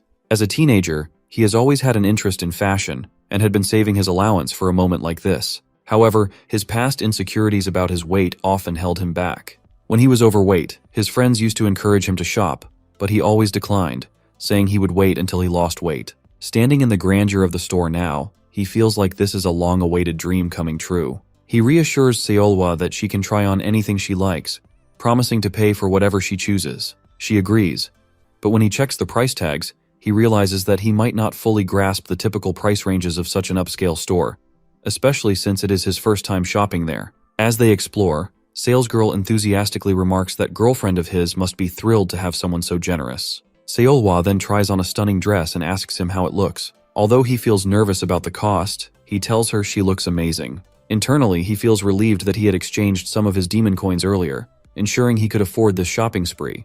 After checking the Amoymt Seolhwa shop fit, he was quite depressed, but brushed off by thinking that it is thanks to her help that he has even been able to get his hands on demon coins. Seolhwa insists on going ahead that she needs more than just one outfit.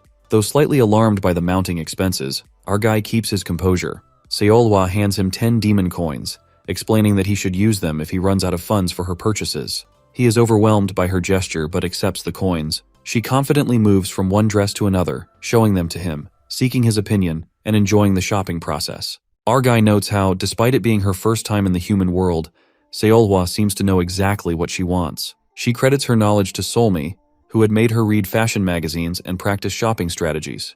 He realizes that this preparation has made her far more adept at navigating this experience than he is. While they are shopping, a man bumps into our guy without apologizing. Seolhwa notices this and criticizes the man for his rudeness, adding that humans seem to be too soft when dealing with such behavior. She insists that our guy should have dealt with the situation more assertively, suggesting that letting people off easily makes him appear weak. She points out that this behavior could make him an easy target, especially in the world of demons, where strength is respected above all else. She begins to lecture him, emphasizing the importance of completely overpowering opponents to prevent future challenges. She brings up the encounter he had with a member of the Heyday clan, confidently stating that she could sense their presence on him.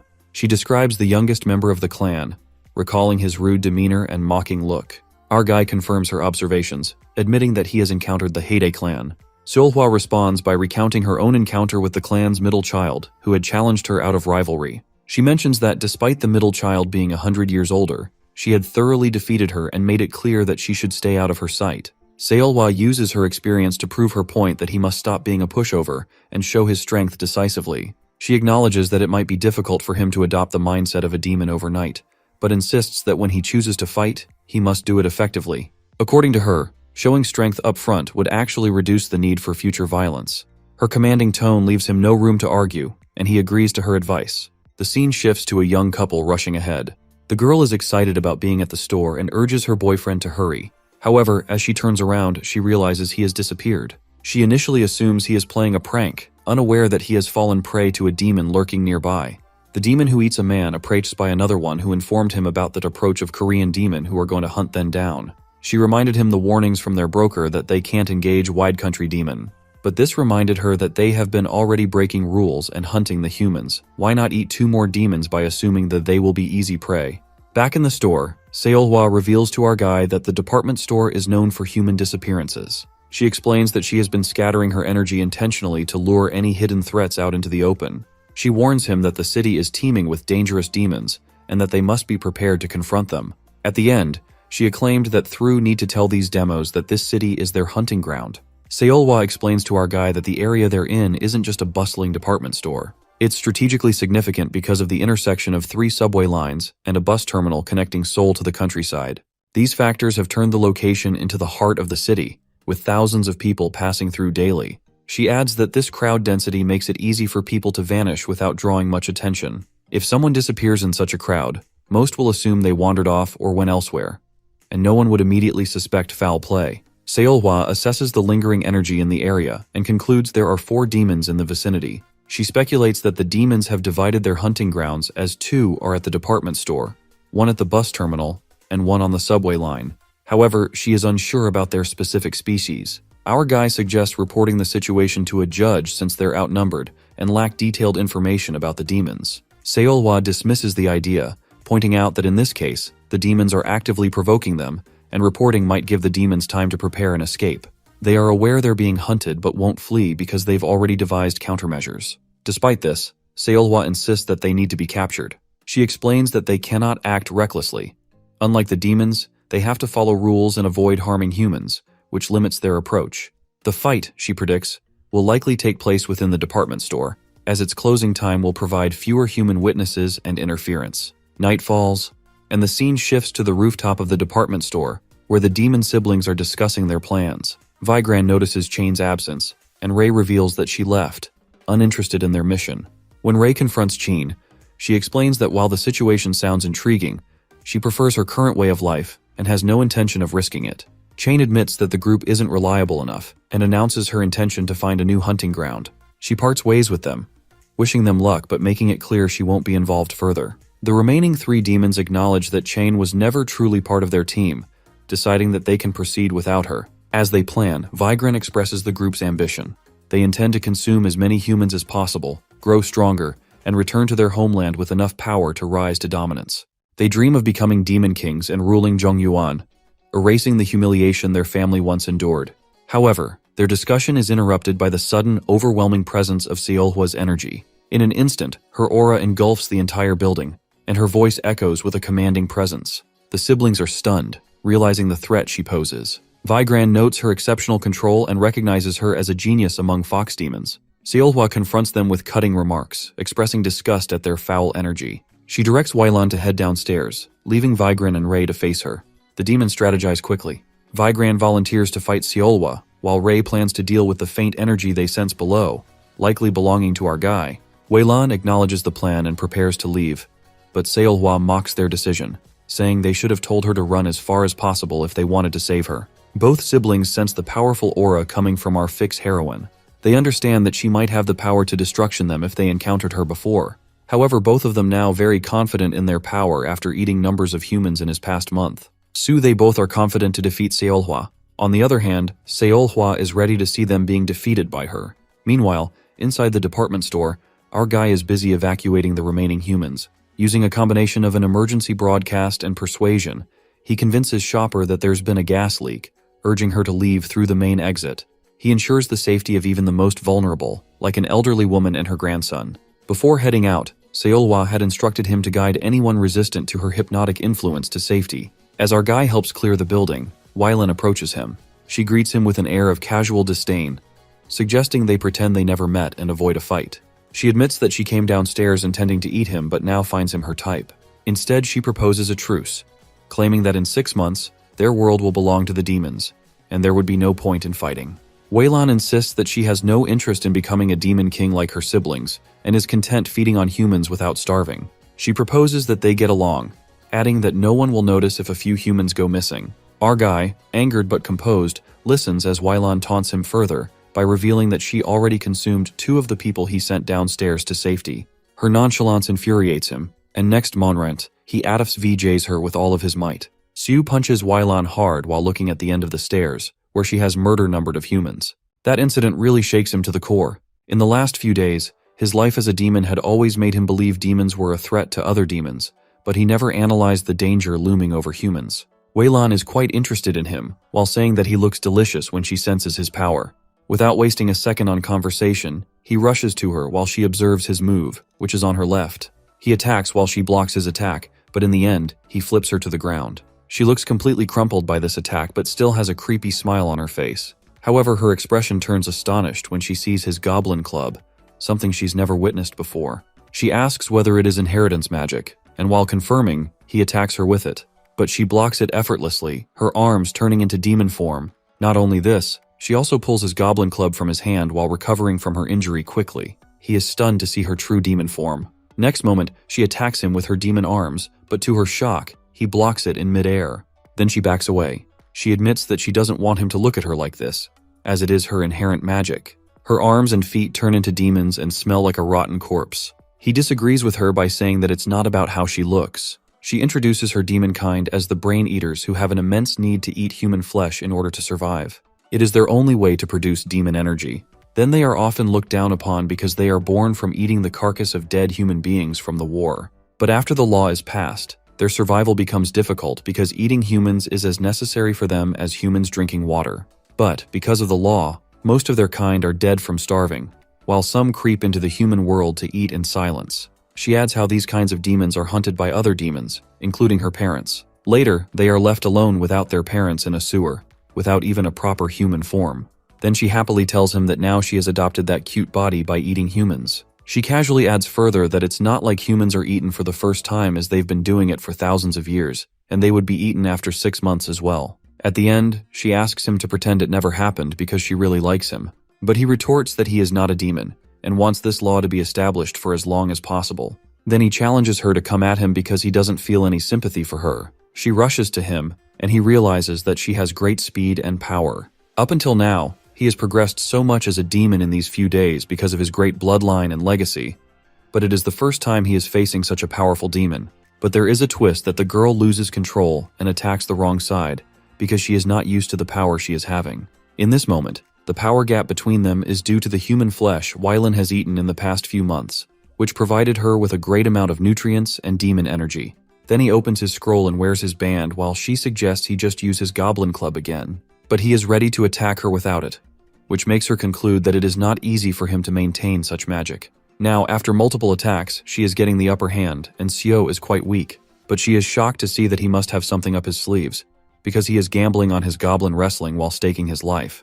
That scene flashes to a few hours earlier, his conversation with Seolhwa, who was interested to know about his fight with the Black Tortoise. He answers nervously that it was really not a fight. She agrees with him, saying that he is one of the strongest because of his bloodline, his own talent, and the years of training he has gone through to master both. She adds that only 500 old demons in Korea are stronger than him. At that, he is curious whether she would be included in those 500 years, which makes her mad. She arrogantly replies that no matter the age, she is the strongest. Then, she is interested to know about his attack pattern against Goyu.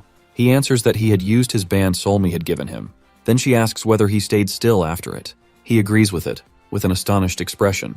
She says that regardless of the demon magic, he can use the power differently depending on his opponent's power, because his strength lies in wrestling. Back in the present, Seolhwa was standing in the department store with a smug expression as she expressed how she was worried about leaving Seo on his own. But in the end, it seemed like he was winning. Then she turns to her opponent, who is quite injured, and is disappointed with him as he pushed her to only use 3 tails when she was expected to use 4. She then also expresses her worry that she initially thought they were the strongest, but it seems like they are dying, which is why they came to Korea to feed. Then she asks about their boss and who has been hiding them for the past month. He declines to expose this person, but she threatens him, saying that he will, or they won't be living anymore. Her sentence infuriates him, and he takes his true demon form. He again refuses while rushing to her. Meanwhile, she observes his demon energy as upper mystic level and summons a great emperor immediately. She immediately crushes him into the wall, with the expression that no matter what, he is not going to win against her because power is not the only source of the class, but how they are going to use it. So that the bird on her shoulder says that it likes her outfit, and the next moment, she turns to Solmi, who complains that she is not fun. She replies to her friend that she can't fall for the same tricks after a century. Then she notices Solmi's condition, who looks like a mess. She informs her that she has lots of work to do, including attending to some guests, and beg her to help her. Seolhwa agrees to help her, as she will charm some humans for this, but she's interesting about her business to attend to some guests. Then she notices the floor shake and asks whether any demons are left. She answers that it's just Seo. Solmi protests, saying that she has already warned her not to take him with her because he is not ready, but she shakes off this concern, stating that it's his chance to get stronger, as he can't get stronger while fighting weaker demons. Seolhwa also adds that Solmi doesn't need to worry about Seo, as he is a goblin, not an ordinary demon with a purpose to become a demon king. So, he will need to fight constant battles to become stronger until the next 6 months. She has immense confidence in our hero, believing that no matter what, he will win. Meanwhile, said hero is fighting with a villainess. Waylon is quite confused why our boy is still standing while she is hitting him constantly. Meanwhile, he is thinking about goblin wrestling, which is a combat trait gifted to every goblin. It is a kind of power and ability that doesn't rely on magic, which is why they are not just good at wrestling, but simply can't lose when it comes to wrestling. He comes towards her while apologizing as he carries on after realizing something. Meanwhile, she is observing his motives until he wants to kill her. She rushes to him while intending to block his movement while striking. However, she is shocked to be stopped by him. The foundation of every martial art and defensive technique is to avert enemy power and minimize damage. But instead of doing this, he takes the damage to his root, as per the language of goblins. Like a tree deeply rooted in the ground, standing on 2 feet depends on the power of the goblin, and Seo has realized this. Then he attacks her with his full might, knocking her to the ground below. She asks him to kill her now because she wants to die looking pretty. He answers that he can't do it because she is needed for the investigation about the person who let them into this country. She chuckles at that, while saying that she wishes he kept her alive for another reason. The next moment, Seo senses someone behind him. He turns, and is attacked by that person. Meanwhile, Seolhwa is asking about these guests Solmi is going to attend. She answers that they sent some demon from China to take responsibility for the incident that happened there. But the problem is, he has sent someone quite famous, who is stubborn, making it hard to tend to her. Seolhwa asks whether she is some 1,000-year-old lady. She answers that she is the grandfather of the Money King, who is equal to the Great Sage level. That said demon is standing in front of our hero, who actually doesn't attack him, but the culprit behind him. He introduces himself and explains his purpose for being there, but she expresses that she doesn't seem the least bit interested in him. Upon hearing her accent, he immediately catches that she is not from Korea. With her hair, she is going to attack Waylon while warning him to take a side if he doesn't want to die alongside her. With that, Waylon's body is turning into ashes. But she is startled to see that he is still standing. It means he must be strong. If Seo was a demon from a few minutes earlier, and he was supposed to be dead meat. However, it is also a fact that his goblin tree is quite young, so he won't last long against such strong attacks. Meanwhile, this Chinese girl is determined to teach a lesson to our guy and attacks him again. But this time, he is protected by Seolhwa's demon emperor hand, who exclaims how she sensed something off and came here to check. Then she turns to the Chinese princess and accuses her of fighting with their demon when all she came here for was to lend a helping hand. She then threatens her to say something if she wants to live. Then she turns to Seo to ask about his well-being. He answers that he is not severely injured and asks about this ordeal. She answers that this woman is getting enraged over nothing. She explains that she was treated as a princess in her country, and she thought it was beneath her to take orders from Korean people. So she wanted to display her power to show who the real boss was. This Chinese princess finally opens her mouth, saying that she didn't want to come here in the first place, and now that she is here, she can't stand being with that demon who doesn't know their place. At that, Seolhwa provokes her by taunting that if they don't know their place, she should show them one. At that, both of the women are ready to attack each other while our meek guy tries to stop them weakly. The next moment Solmi interjects in their fight, reminding Seolhwa that this woman is their guest. She further asks our proud heroine whether she is going to take responsibility for the consequences, which makes her fumble. Then she turns furiously to her Chinese guest, while accusing her of coming here for help, while she is using demon magic against Seo. She also reminds her about the demon law, according to which they can't fight among each other without the presence of a judge. She even threatens Zhao Hui that she will pass judgment on her and officially report her if she doesn't back down. Sue is surprised to see meek Solmi this fierce, but Seolhwa says that she reached her position for a reason. She is the one who delivered messages on behalf of Mangtae, which wasn't liked by many demons, but she delivered it with her head held high. That's why she is fierce towards demons who are wrong. Then Xiao Hui decides to give up fighting with Seo, but on the condition that they won't interfere with her work, as she came here to punish the sinner. Besides, she is generous enough to give them a little respect, because she is in their country. Then she points out that she was talking to Seolhwa. Anyway, she leaves that place, and Solmi lets out a sigh of relief. Then she turns to Seo and thanks him for finding this place, saving the human, and hunting down the culprit demons. Seo shows his concern regarding having such places in Seoul, which can become hunting grounds for other demons. But she stops him by saying that not only these two but other demons like Goyu are also there, hunting the culprits in other places. She adds that they might not catch all of them, but there's a chance to catch most of them tonight. At that, Seolhwa shows her skepticism regarding demons coming to the human world to help, as they might not have much time. She answers that they are some humans who are also helping them, which is likely to be shamans.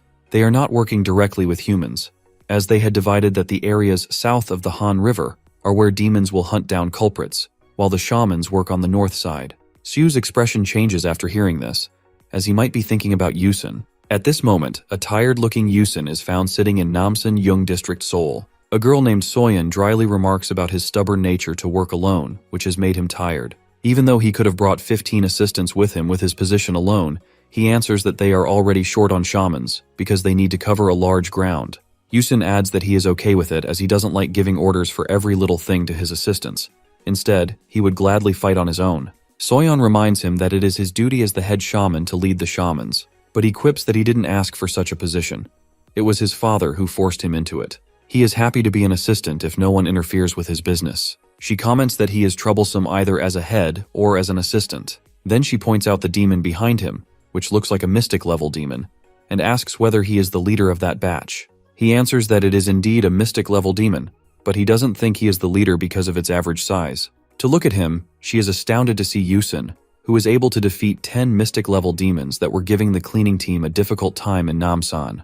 She is also amazed by his growth, which he has achieved in less than a month, and this is the reason he was appointed as head shaman by the elders of the agency. He is the prodigy shaman who achieved that level of deity. Meanwhile, Yusun asks their next course of action, as they need to report to someone. She answers that they need to report to the police general. Tiredly, he asks whether he can sleep now and report tomorrow. She answers they can't do that, as Seoul is in crisis. Even though, as shamans, they have fulfilled their duty by eliminating demons, it is a different case with civilians. Though they try to keep the demon activities hidden from humans, people are starting to suspect. By looking at the news, in which there is a report about a department store being attacked by North Korean terrorists, he remarks that it is better this way. She quips that they need to keep it this way by reporting to the police, as they can control the media according to their report. At that, he sighs and expresses that he might go home at dawn.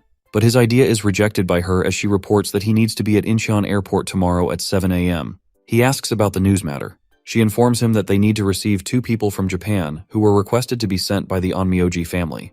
She asks whether he has heard from the Kira clan, to which he answers negatively. She comments that it seems these 2 people are the future heads of their clan, so that they can balance the level. The next day, these 2 people are shown at the airport, where the boy looks excited at the prospect of visiting Korea. Soyeon mentions to Yusun that relying on the translator app at this stage seems pointless. In response, Yusun expresses frustration, while stating that he cannot afford to appear foolish in front of their guests. He also laments his father's decision to allow the unprecedented collaboration between the shaman and onmyojis. At that, Soyeon explains the historical context. She says that during the Japanese colonial era, 2 onmyojis were dispatched to Korea under the Japanese government general's supervision. They worked with local shamans to perform exorcisms in Seoul and Busan.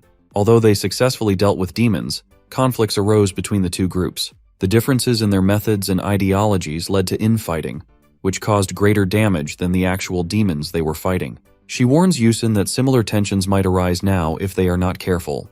Yusun listens but jokes that if things get heated, he'll simply run away. Just then, they spot their guests. Soyeon points them out, and Yusun tries to calm himself. As the two approach, Yusun notices a young man walking confidently toward him while a girl lingers behind, looking at her phone. The young man introduces himself as Yoshihiro, saying he is 17 years old by Korean age. He explains that he has been training as an onmyoji since middle school. Although he admits his sister is better than him, he gestures toward the girl and urges her to introduce herself, but she stays behind the pillar, uninterested. Yoshihiro reveals that her name is Yuzuru Kira and mentions that she is 2 years older than him. Yusun observes her demeanor and silently concludes that she is likely the troublemaker. Despite her aloofness, he politely greets them and shakes Yoshihiro's hand. Soyeon takes them to a hotel downtown, ensuring they are comfortable and offering to assist them with anything they need. Yoshihiro thanks her, expressing gratitude for their hospitality and acknowledging the short notice of their arrival. After settling in a car, Yusun asks Yoshihiro about their purpose for being here, whether they want to hunt down demons with them or just sightsee in the country. Yoshihiro explains that they are here to investigate a particular demon that may have crossed into Korea and to eliminate it if necessary. To see Yuzuru's shock look, he emphasizes that their father instructs them to handle this situation on their own and reminds them that they are not in Japan anymore. Yusun, filled with curiosity, asks about what kind of demons they are going to chase. Yoshihiro calmly explains that the demon has not yet reached the level of a spirit, offering further insight into how demons are classified in Japan. He elaborates on the 4 main categories, starting with bestial demons, which are animals that develop intelligence and absorb demonic energy over time. He then describes vengeful ghosts, human souls consumed by grudges and infused with dark energy. Moving on, he talks about tsukumogami, inanimate objects that come to life when inhabited by spirits. Lastly, he introduces nature-born spirits, demons formed directly from the raw energy of nature. Each type, Yoshihiro explains, has unique traits and origins, making the classification of demons both intricate and fascinating.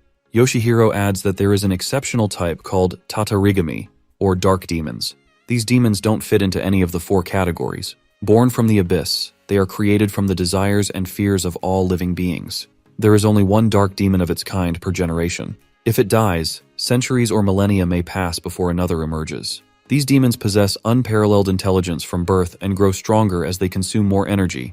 Historical records describe them as catastrophic, requiring the combined efforts of shamans and demons to defeat them. So, they ask which kind of dark demon he is talking about. Yoshihiro admits that they are unsure if the dark demon is in Korea. A psychic in Japan had only foreseen its birth and mentioned that it might have crossed the sea. He emphasizes the importance of cooperation to identify and deal with the threat. When they arrive at the hotel, Yusun reassures Soyeon that they will cooperate fully and report everything to his father. He reflects on the recent battles against weaker demons, noting that while they were easy to defeat, their appearance seems like a deliberate strategy to lower their guard. They analyze that there is a chance a dark demon from another area besides Japan could come to Korea, despite the rarity of such demons. If the dark demon has been growing undetected in Korea, it may already be on the verge of becoming a spirit-level threat. At the same time, Chien is shown in the presence of the Chinese princess, while Yusun expresses his thought that maybe someone from outside Japan has come to hunt down that dark demon. Meanwhile, in the mountains near Seoul, Seolhwa is training Seo. She brings him to a secluded area, saying it doesn't matter if a few humans happen to see them since she can control few numbers of humans. While observing his expression, she reassures him that the deaths of 2 humans at the department store were not his fault. While she takes some responsibility, admitting her demon magic wasn't effective enough, she also points out that it was her first time covering such a large area indirectly. Our dude, still upset, doesn't respond. Seolhwa notices his mood and decides to teach him more techniques to help him handle such situations in the future. She begins by explaining various demon magic techniques, such as creating barriers, spatial folding, and sealing spells. These skills, she says, will make him more adaptable in dangerous situations. As she demonstrates a technique, our boy accidentally grabs her back, flustering both of them. Seolhwa smirks and teases him for being so easily caught off guard. She reminds him that as a goblin, he needs to be more confident and resilient. Their proximity during the lesson makes Seo shy, but Seolhwa remains focused and instructs him to stay still and concentrate. A faint floral scent mixed with the sweetness of peaches drifts into Seo's senses, making him feel lightheaded. His heart begins to race as though he has been running for miles. Instinctively, he shuts his eyes, trying to regain control. And when he opens them again, he finds himself standing in a place that looks vaguely familiar, yet unfamiliar at the same time. Seolhwa's voice cuts through his confusion, assuring him that he hasn't physically moved anywhere. She explains that the space he's in is a manifestation of his subconscious mind, built from fragments of his memories, everything he's seen, heard, or experienced. Seo begins to relax, realizing this isn't what he initially feared. He asks if it's some kind of illusion, to which she responds that it's far more advanced than that. She elaborates, telling him that her species possesses a unique form of magic called Violet Whisper.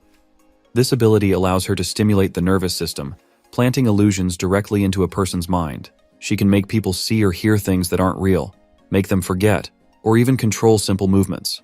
Seolhwa admits that she rarely bothers with such intricate spells, but confesses that she's curious about how he'll handle the upcoming test. As she speaks, the atmosphere shifts. His own muscular figure with blazing red eyes materializes in front of Seo. He is immediately on edge. Our fox girl explains that this opponent is a recreation based on both her memories and his own. It's an exact replica of someone he has fought before, pieced together from both of their perspectives to create an accurate and formidable version. Seo braces himself for the fight, his body tensing with anticipation. Seolhwa informs him that this recreated version is as strong as the original was at the time of their fight. Back then, he had been on the verge of collapse, barely able to stand due to exhaustion. As the battle begins, he quickly realizes just how outmatched he is. His opponent moves faster and hits harder than any demon he has faced before. Seolhwa observes from a distance, calmly remarking that Seo's instincts and innate talent have carried him through fights in the past. But now, facing someone who matches or even exceeds him, his usual methods won't work. Our guy throws himself into the fight with everything he has, but nothing seems to land a decisive blow. His opponent, though devoid of obvious energy, uses sheer strength and skill to overpower him. Our guy is frustrated and starts to think back to his previous battles. He remembers how he used creativity and strategy to overcome seemingly impossible odds. One memory in particular stands out: that the Goblin's Club, a weapon that adapted to his needs. Drawing on this inspiration, our guy adjusts his approach, focusing on precision rather than brute force. With a sudden burst of determination, he uses ground step power to channel all his energy into a single, calculated attack. He strikes with everything he has, managing to bring his opponent to the ground. A wave of relief washes over him as he turns to Seolhwa, announcing his victory. He proudly explains that he was able to exploit a weakness in his opponent's movements, which allowed him to win. Seolhwa acknowledges his effort, but her cryptic response unsettles him. She mentions that his skill has been recognized, not just by her, but by someone else. Confused, Seo turns to look behind him and freezes. His opponent is back on his feet, this time wielding a goblin club of his own as well. Seolhwa explains that the weapon is a sign of respect, indicating that the opponent now sees him as a legitimate threat. Fear grips our guy as his opponent charges at him again, stronger and more relentless than before. The battle resumes, but this time he is completely outmatched. The fight ends with his defeat, and the world around him dissolves. When he opens his eyes, he finds himself back in reality, his breathing ragged. Seolhwa praises him for giving his all, even though the test was never meant to be winnable. Curious, Seo asks how many tails she would need to defeat him in a fight. She explains that the opponent's strength was determined by the number of tails she used to defeat him. Seolhwa considers for a moment before answering that it would take 3 tails, perhaps 4 if she were pressed for time. She adds that her strength increases exponentially with each additional tail, making her an even more formidable force. Against weaker enemies, she only needs a single tail. Before their conversation can continue, Seolhwa suddenly senses someone nearby. Moving quickly, she grabs hold of a figure hiding in the shadows. It's Hongryun, who immediately apologizes, insisting she didn't mean to intrude. Our guy recognizes Hongryun and calls her by name, surprising Seolhwa. When asked, he confirms that he knows her. Hongryun explains that the items she brought include special clothing made from a rare demon treasure, designed specifically for them. The story shifts to events that unfolded the day before. Seo is seated with Headmaster Moryang, who is trying to convince him that he is interested to invest in his cause. Moryang speaks with great conviction, assuring Seo that he will provide every possible support during the upcoming festival. He promises to assist with the best of his abilities, offering access to exceptional materials and rare items that have never been shared with others. Additionally, Moryang emphasizes that Seo will gain valuable information and enjoy various conveniences, privileges reserved only for those he chooses to support. However, Seo is not easily swayed by promises. For him, the most important matter is understanding what Moryang expects from him if he becomes the Demon King. Moryang, always candid, explains that Seo is not the only candidate receiving backing. Many other investors, not just the Yang Hoi House, are also sponsoring potential festival participants. The Demon King, Moryang explains, reigns for 666 years, ruling over the night. Whoever ascends to the throne wields immense power over their backers and their families. As such, it is only natural for demons without the strength to claim the throne themselves for the position of the Demon King's favored vassals. Moryang continues, while revealing the strategic nature of these investments. Sponsors like himself aim to narrow down the pool of candidates, planting seeds for their future influence. Seo, thoughtful as always, points out that such a system must inevitably breed resentment among those excluded. Some demons, he remarks, must harbor anger over why they are overlooked for sponsorship, or why others are chosen instead. Moryang agrees but assures Seo that such dissatisfaction rarely leads to significant issues. To illustrate, Moryang brings up the young master of the Heite clan, who had previously clashed with Seo. Initially, Moryang and his associates had considered sponsoring the young master, believing his bloodline and potential were worthy of investment. However, after witnessing Seo's strength and capability, they changed their minds, deciding that the young master was unworthy, and that Seo was the better candidate for collaboration. Moryang then delivers a key piece of advice that if Seo wants to increase his power or eliminate competition, he must prove himself. The festival, he explains, naturally separates the worthy from the unworthy. Demons who fail to rise to the occasion will inevitably fall away, while those who remain will edge closer to becoming the Demon King. Moryang assures Seo that if he emerges victorious, they can renegotiate the terms of their relationship. Until then, Seo should view this support as a gesture of goodwill, though the decision to maintain their partnership in the future ultimately rests with Seo. The scene transitions to Seo trying on a set of clothing brought by Hongryun. The outfit, crafted from demon treasures, surprises Seo by fitting perfectly over his existing clothes. Seolhwa explains that such garments possess unique properties, allowing them to adapt to the wearer. However, she notes, these clothes are not meant for everyday use. They are intended for special occasions or urgent situations. Hongryun instructs our boy on how to activate and remove the outfit by simply gathering his hands and saying the words on and off. Seo is astonished by the simplicity of the process and repeats it several times, seemingly entertained by the novelty. As Seo marvels at the outfit, Hongryun glances at Seolhwa. She thinks that she suspects Seolhwa is the famed nine-tailed fox, a genius known for rejecting sponsorship offers from numerous houses. Seolhwa, with her characteristic wit, had turned down all offers, declaring she refused to be indebted to what she referred to as small fries. Observing Seo's playful behavior, Seolhwa teases him, accusing him of acting like a child. She then shifts her attention to Hongryun, scolding her and accusing her of spying on them. Seo intervenes, asking Hongryun if Moryang had shared any other information. Just as Hongryun explains them about Yuseom, she reveals the information about last night as Yuseom participated in the hunt, accompanied by 2 other demons. However, the mission had ended disastrously, with the 2 demons killed and Yuseom barely escaping. Yuseom had returned late that night, gravely injured and in a state of panic. His fragmented testimony revealed little, but it was clear that fear of the enemy and guilt over his failure had deeply affected him.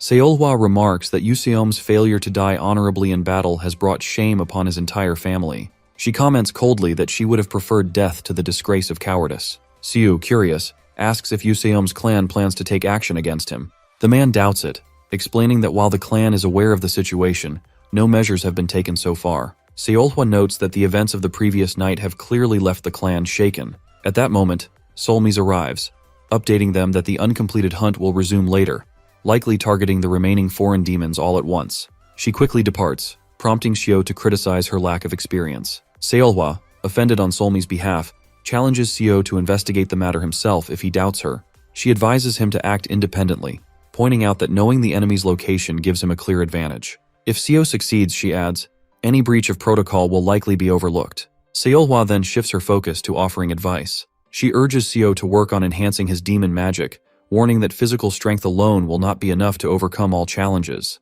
Meanwhile, Seo continues pressing Hongryun for details about Yuseom told her. The scene then shifts to a hotel where Yuzuru Kira and her brother, Yoshihiro, are staying. Yuzuru, eager to explore the city, prepares to leave. Yoshihiro, however, stops her, questioning her true intentions. He reminds her that they are guests in a foreign land and must respect its rules.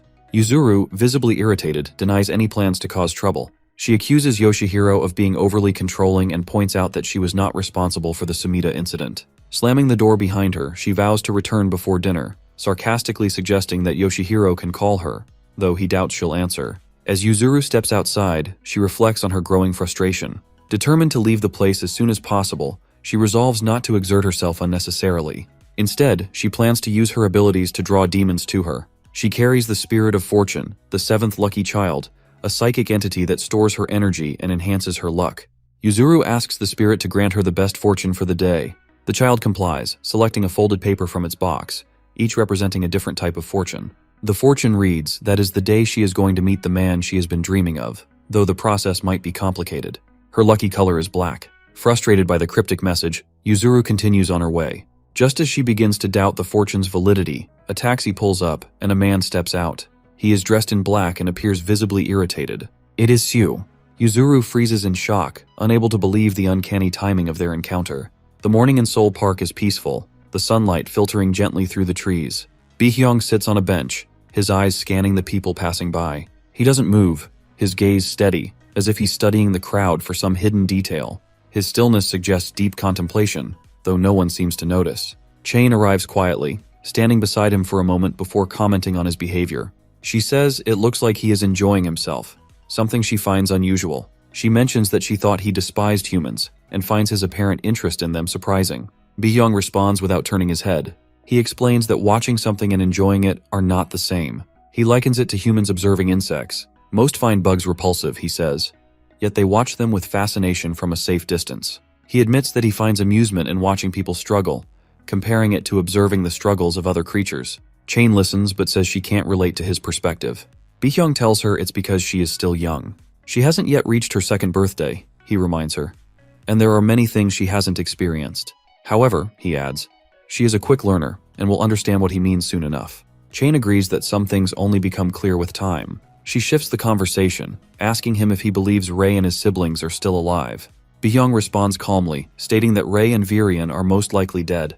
Their opponent, he explains, was far too powerful for them. He does admit there is a slight chance that Wylon is alive, but he quickly adds that her survival is no better than death. According to him, their enemies will undoubtedly extract every bit of information they can from her, though he doubts she will give them anything of value. Chain's expression darkens. She confesses that she couldn't stop thinking about Ray and his siblings the previous night. She admits that while she felt nothing when she turned down Ray's offer, walking away from the department store alone made her realize how she truly felt about them. She reflects on the year she spent with them, acknowledging that she only now understands her feelings. She calls herself foolish for having wasted the three of them on her own desires, describing it as a waste she can't forgive herself for. Her frustration grows, her eyes turning red with anger. She begins to salivate, her hunger apparent as she continues speaking. She reveals that she ate all night but still feels ravenous. When Bi-hyung asks her how much she consumed, she admits that she didn't keep count. She explains that since she no longer needs the building she shared with Ray and the others, she devoured everyone inside. Despite her actions, she hesitates, asking Bi-hyung if what she did was right. Bi-hyung reassures her without hesitation.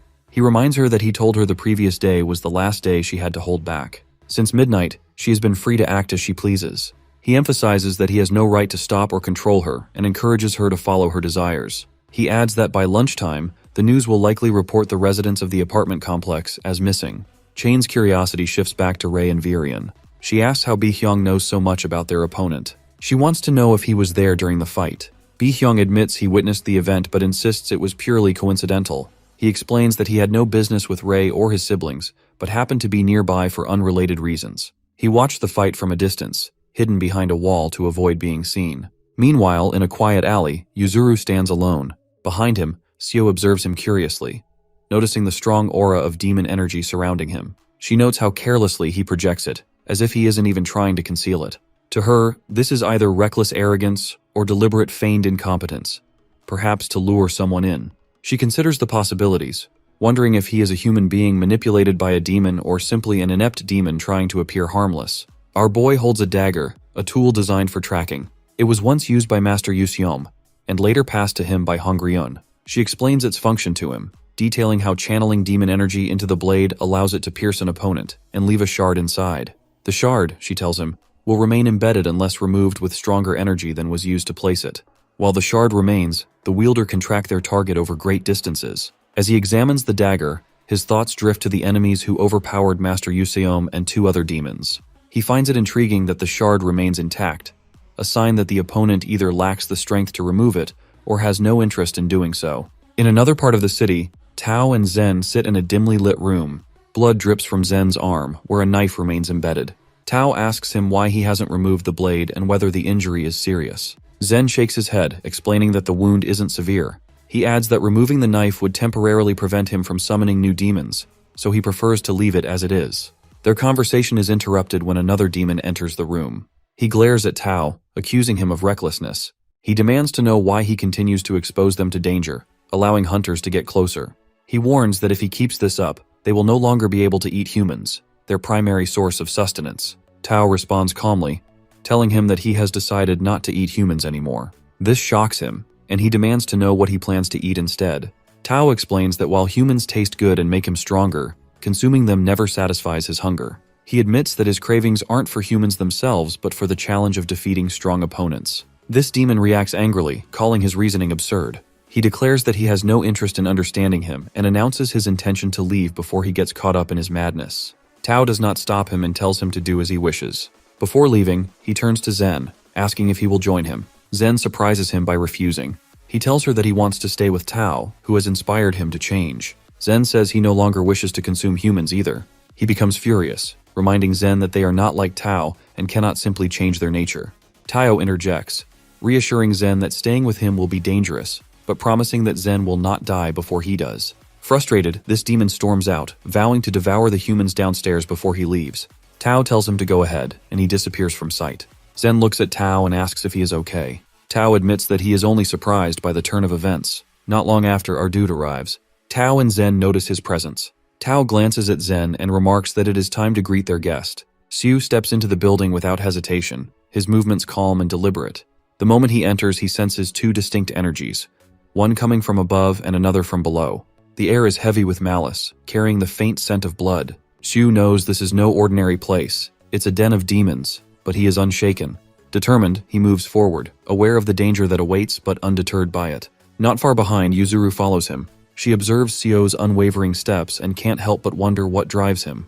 The oppressive energy of the building is palpable, suffocating even, but Sio doesn't falter. Yuzuru knows this place is a trap which feels like a haven for demons who feast on humans. For someone to walk in so casually without a second thought is both reckless and intriguing. Yuzuru enters the building with her companion, Raiju, and the oppressive energy grows even stronger. Her instincts warn her of the danger surrounding them. As she ventures further, she realizes this place is far worse than she had imagined.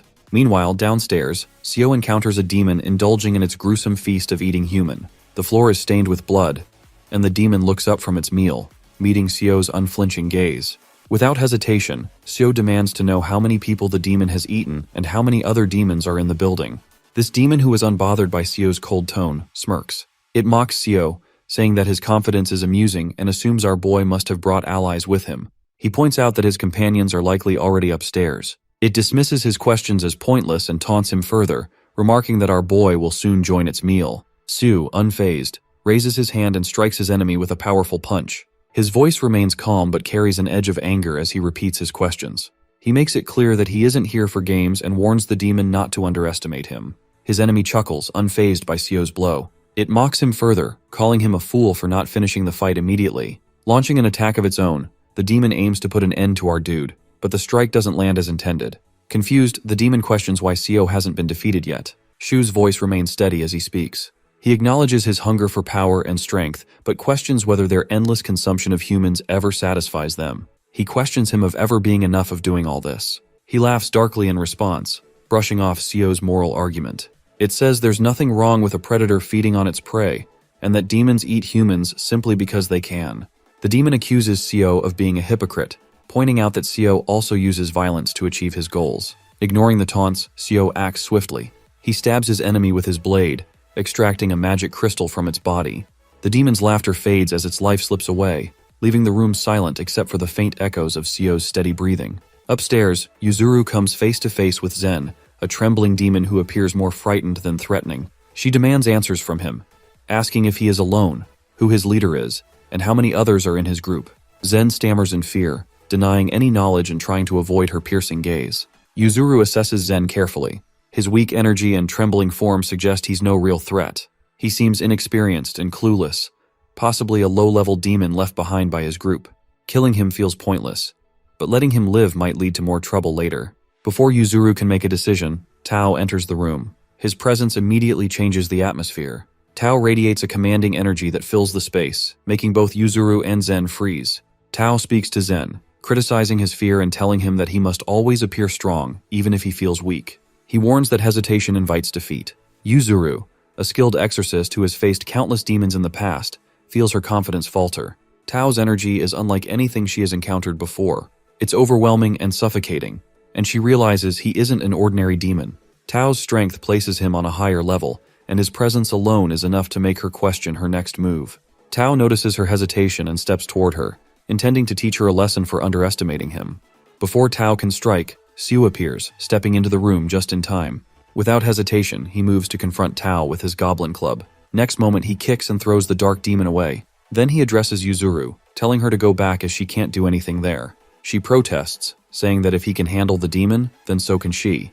But the dark demon explains that he is saying this because he doesn't want her to get in his way when he goes berserk against him. He adds that it's clear our guy is more eager for this fight than he is. This makes her curse, and she summons a deer cry of thunder. While she challenges Sio to get out of her way, she warns him that she won't hesitate to use her powers against him if necessary. With that, she hurls the wild thunderbolt at the demon, thinking that she is facing such a strong enemy that she can't afford to hesitate while using her energy.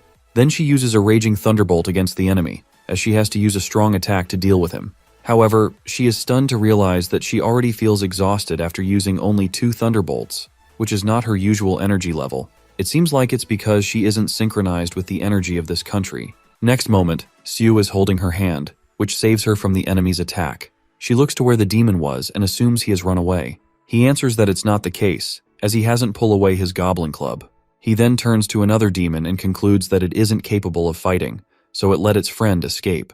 But that spirit-level enemy will either come back or want him to follow. Our boy decides to deal with it later and asks Yuzuru to go back as she isn't needed there. She tries to reason with him, but the next moment, he has her neck in his hand. He warns her that even though he never harms a human, he could break her neck if he wanted to, so she should leave. Meanwhile, her summons try to protect her.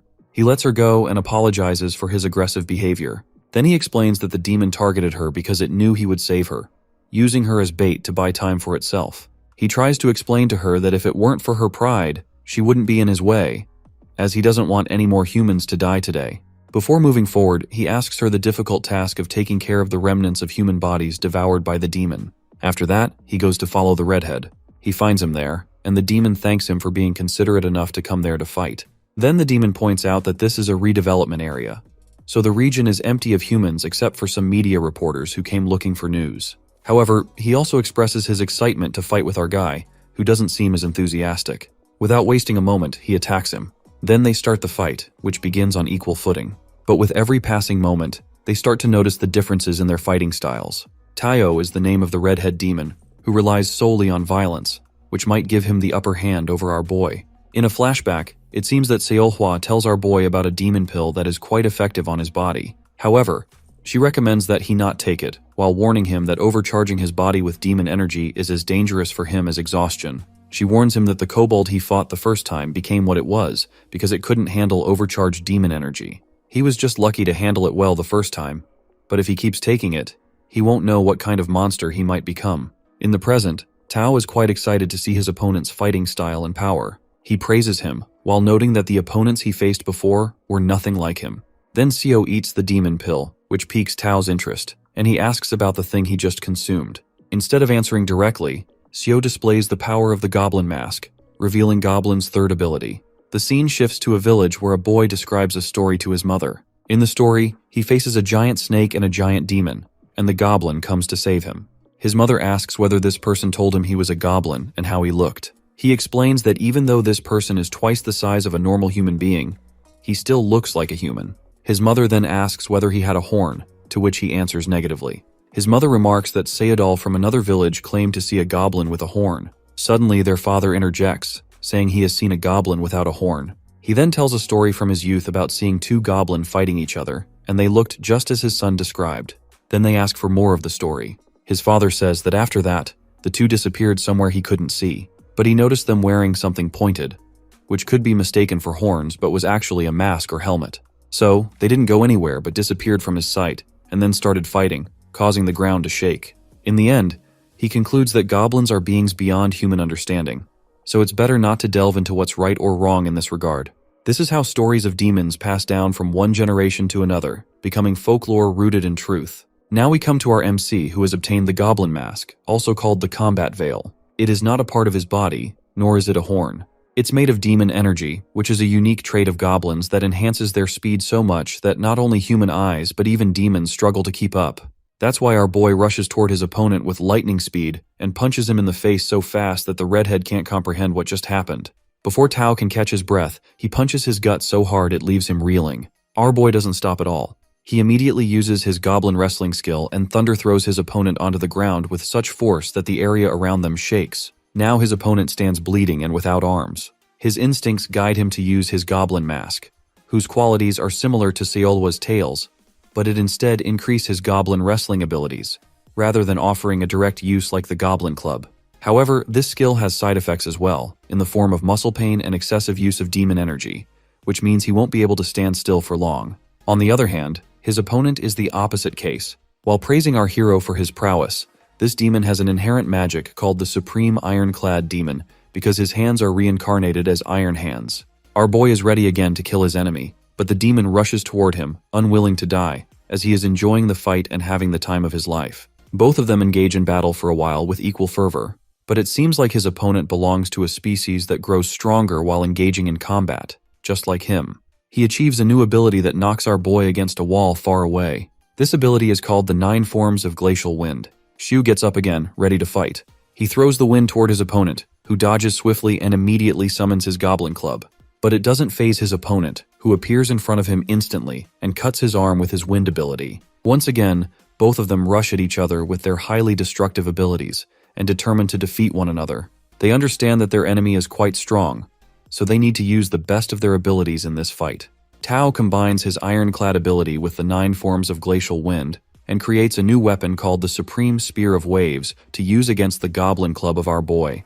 But instantly, Xiu vanishes into thin air before Tao's attack can land.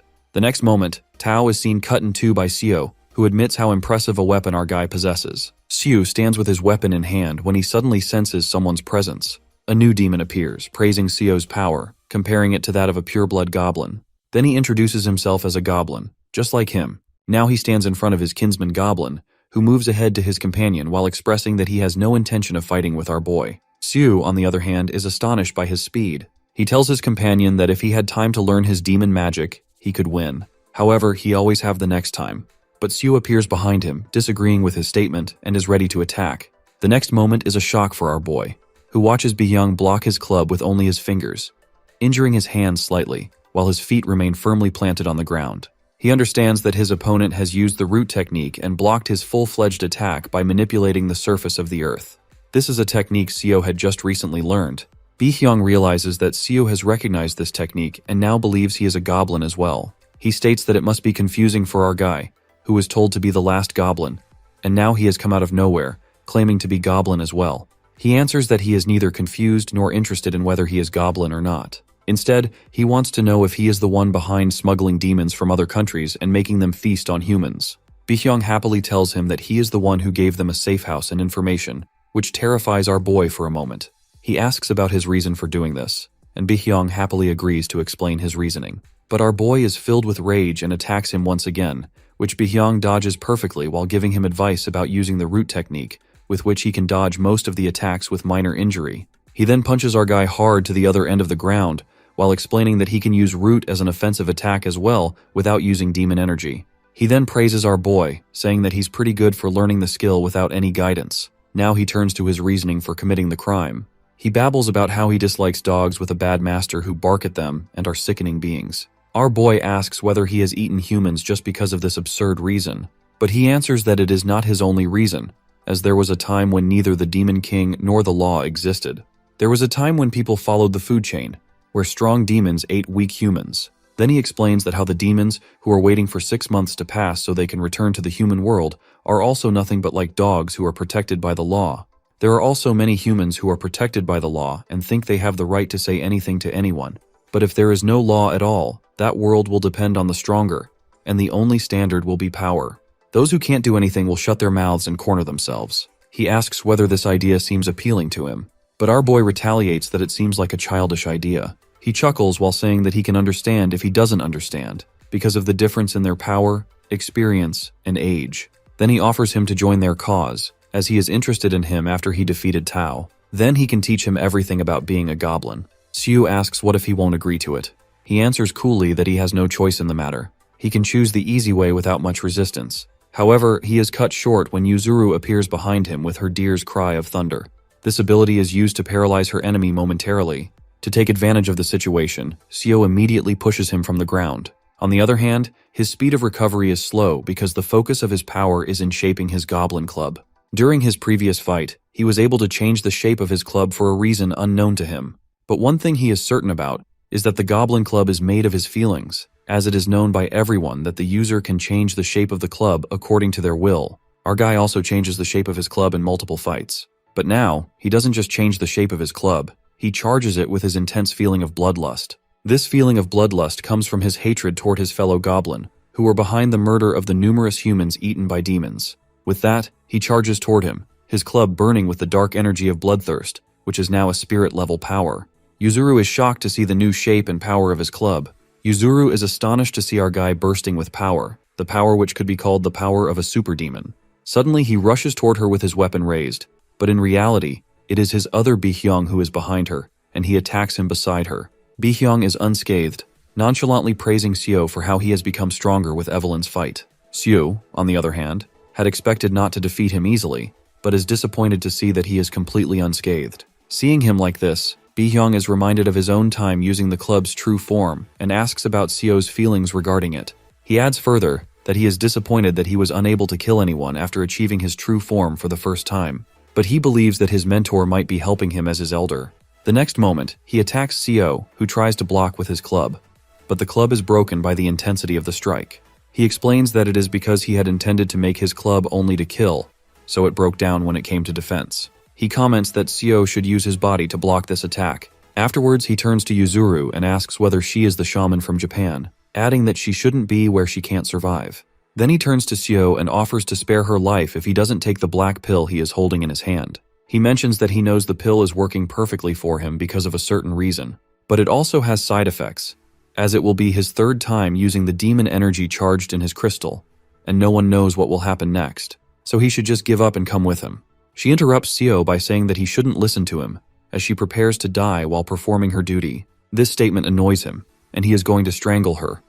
But the next moment, someone else enters the fight by cutting his hand, which is holding her. This person is now hitting Bihyung, which shocks our boy. Someone approaches him from behind, who is Goyu, who tells him to take a breath as they will be taking him now. He asks about his purpose for being there, but Goyu dryly comments about the destruction around them caused by their fight, which makes him shift uncomfortably. Then he looks at Yuzuru and expresses that she is okay, but he is sure that Bihyung won't be when his partner is fighting with him. Meanwhile, during the fight, for a moment, Nerdy takes the upper hand, but Bihyung is ready with his club, saying that he is not up to mark with him in strength. Suddenly he stops as Nerdy uses his internet technique of the crystal water, while commenting that, unlike goblins, their abilities are not physical. The next moment, he sees Yu Young pouring tears of blood from every pore of his body. This person is Yu Young, the festival representative of the Heite clan. Basically, the Heite clan's inherent ability is based on clean water, which is why he used close combat. He cast a spell on goblin blood to make it boil, a stunt only performed by very few. Then he attacks with a few drops of water, their intensity akin to bullets, but Bihyung dodges them while commenting on how every bloodline has its own strength. He attacks again with numerous droplets of water. Meanwhile, Goyu informs him that he also belongs to the Heite clan, like Yuseom, who he fought yesterday. He admits that Yuseom's energy was quite similar to his previous opponents, but he could see through that attack. However, this man is on another level. Goyu acknowledges that every demon has their own level of power, even though they belong to the same clan. His natural talent and the training he underwent have made him second to none in his clan. On the other hand, Yu Young analyzes Bi-hyung's ability to recover quickly and how he is still standing after suffering from tears of blood. Bi-hyung also understands his technique as well. Then he turns to Go-yu and states that he is going to give him his all in this fight. So he asks him to take care of the aftermath. The next moment, he summons a larger amount of water from underground, which awes Bi-hyung because he now understands that this is the reason he was buying time. This large amount of water forms into a monster, ready to attack Bi-hyung. He calls this creature Ishimi and orders it to charge toward his enemy. Everyone in the vicinity is in awe to see this powerful magic. Our boy immediately recognizes it as the same magic Yuseom used, but a more powerful version. Ishimi rushes toward Bi-hyung, who is ready to take the attack with an enthusiastic expression on his face. Meanwhile, Yuzuru is scared of the attack, but is stunned to see Seo in front of her and Goyu shielding them from it. Now, they are protected inside a larger crystal ball-looking thing. Basically, like the Haiti clan, the Black Tortoise are also a water-based clan, but both of them have different kinds of water manipulation, which makes their compatibility quite bad. Meanwhile, Goyu thinks that he didn't choose to come with Yu Young because they are not compatible. Besides, goblins are so strong that they had to come here, as they are the only demons in the vicinity. He then asks about the well-being of his partner, who replies that he is catching his breath, as it has been so long since he used such a large amount of demon energy. He looks at the large hole in the ground and waits for Bi-hyung to emerge. There are two possibilities. Either he has defeated Bi-hyung, or he is just not in the mood to fight anymore. But when he doesn't, he turns away, commenting that it is the latter case, as Bi-hyung might come again to fight with Goeu. He nonchalantly remarks why someone as powerful as a goblin would bother to come to fight with him if he comes out of this powerful attack unscathed. Instead of answering him, Bi-hyung attacks Seo and knocks him down. Yuzuru protests that they are on the same side. He replies that it is not her business, as they are in the demon domain, and asks her to leave. Meanwhile, elsewhere in Seoul, Tao appears in front of Chen, who comments that he is a dark demon like her and intends to eat him. But she is interrupted by Bi-hyung, who reminds her that if they are going to eat each other, they should do it in their best condition. She is grumpy to see him still alive. He comments that it's not an easy feat to kill him. Then, what surprises him is Yu Young's ability to understand his technique of root. He ensures to disrupt the ground beneath his feet in order to work against his root. Chen comments that she will be careful when she intends to eat him. Unlike her indifferent expression, he is quite excited at the prospect of fighting with Yu Young, because he is the only demon in thousands of years who has stood by him. He really wants to eat him. She asks them why he restrains himself. He answers that the sky stopped him from doing so. She doesn't understand. He explains that there is a chance it will rain soon, and since both Yu Young and Goyu are water users, it would be stupid to fight with them on a rainy day. Besides, even if he wins, he is concerned about Tao and her, so he retreats. He then intends to tend to Tao while commenting that the demons on the opposite side also thought the same, as they didn't want anyone unnecessary in this fight. In the end, he expresses his regret for not getting Seo, but he is sure he will do it next time, as he has a lifetime to do it. Meanwhile, Seo wakes up in an unfamiliar place, his body aching. He looks at Yu Young, who is talking to his boss on the phone, making an excuse saying that he is sick and trying to take the afternoon off. He then turns to Seo while explaining it and asking about his well-being. He then explains that he has just awakened his demon mask, so it's not something he should wear for a longer period of time, as it would consume a larger amount of demon energy. He apologizes for knocking him out in order to shut down the mask forcefully. He explains that he did what he thought was right based on his judgment at that time. He also apologizes on behalf of Yuseom, who turns out to be his little brother, but our boy brushes off his apology, saying that they have already settled their matter. Then he asks about Bi-hyung, whom he was fighting off, as he claimed to be like him, while he was told that he was the last of his species. At that moment, Mangtae interjects, saying it was his mistake to think that Seo was the last of his species. The scene shifts to Solmi and Seolhwa, who are awed to see the rain pouring in the human world, just like in theirs. Seolhwa comments on how she thought humans must be singing or cooped up in their houses, whining when it's raining outside, which makes Solmi chuckle nervously at her idea of weak humans. She thanks him for helping hide the incident at the department store. Otherwise, it would have been hectic for her to handle so many witnesses. She adds that she's grateful to our boy for this because she has decided to invest her time in him. Meanwhile, they see a woman consoling a girl who wants to ask a certain man for his number, but doesn't have the courage because he's a famous one. Seolhwa, witnessing the exchange, asks about the meaning behind it. Solmi explains that the customers visiting this demon shop are often interested in the owner, who doesn't understand their true intentions. When they enter the shop, it turns out this demon is none other than Goyu. For a moment, they exchange a few words about his reason for closing the shop earlier. Meanwhile, Seolwa, uninterested in their conversation, looks toward a boy who seems like a demon. Solmi tenses when she turns to see Seolwa picking a fight with the boy for his arrogant behavior. Solmi tries to reason with her, but Seolwa cuts her off, saying she knows they are in the human world but already knows this boy, which startles Solmi. Then the boy suddenly starts accusing her, saying she, as a fox, is trying to claim the throne after the tiger left the jungle. Solmi feels quite confused by the exchange. However, the real story is about the root of demons. Demons that originate from animals inherit the rivalry those animals had in their natural forms. Essentially, these two are descendants of enemy animals, so they feel a natural animosity toward each other. At this moment, due to the same animosity, they both threaten to kill each other. But the boy is interrupted by a new voice, someone who tries to slap some sense into him, reminding him that it's their first day in the human world, and getting into a fight with a fox could tarnish his reputation. He protests, arguing that she was the one who glared at him and threatened him first. The new voice tries to make him understand that Seolhwa belongs to the most influential clan in the demon world, while he, on the other hand, doesn't have any clan to back him up. In the end, she adds that, in this situation, he will be blamed for the fiasco no matter what. Seolhwa scoffs at this, thinking Woljung is just making an excuse to avoid fighting. However, she makes an excuse herself, claiming that she had no intention of killing the last tiger, so she will overlook the matter. Her statement stuns Solmi because, usually, Seolhwa would take down the boy without a second thought, but this time she restrains herself with a suitable reason. Seolhwa, on the other hand, quips about the irony of the situation, that this woman is a wicked ghost taking care of the last tiger. According to Korean folklore, such ghosts are known to lead tigers to food. She even advises the tiger kid to stay alert around this woman, as she might harm him later. Then she turns to Goyu and asks about his purpose in calling them there. The wicked ghost also wants to know if they are still instructed to keep a low profile after yesterday's incident. Goyu begins to explain that Judge Mangtae had issued an emergency approval for several strong demons who lacked the qualifications to enter the human world. He adds that he has since cancelled all these licenses except for the 3 people standing there due to their incapability. Upon hearing that, especially Solmi becomes worried about Seo. He reassures her that Seo is the exception, but he insists that Seo cannot survive in the demon world if left alone, no matter how strong he is. In the end, Seolhwa announces her decision to return to the demon world to train Seo, as she believes he has potential, instead of lingering there. However, she is stopped by Goyu's words, who reminds her that he is still there. In the end, he deadpans that their next task is to protect him from humans.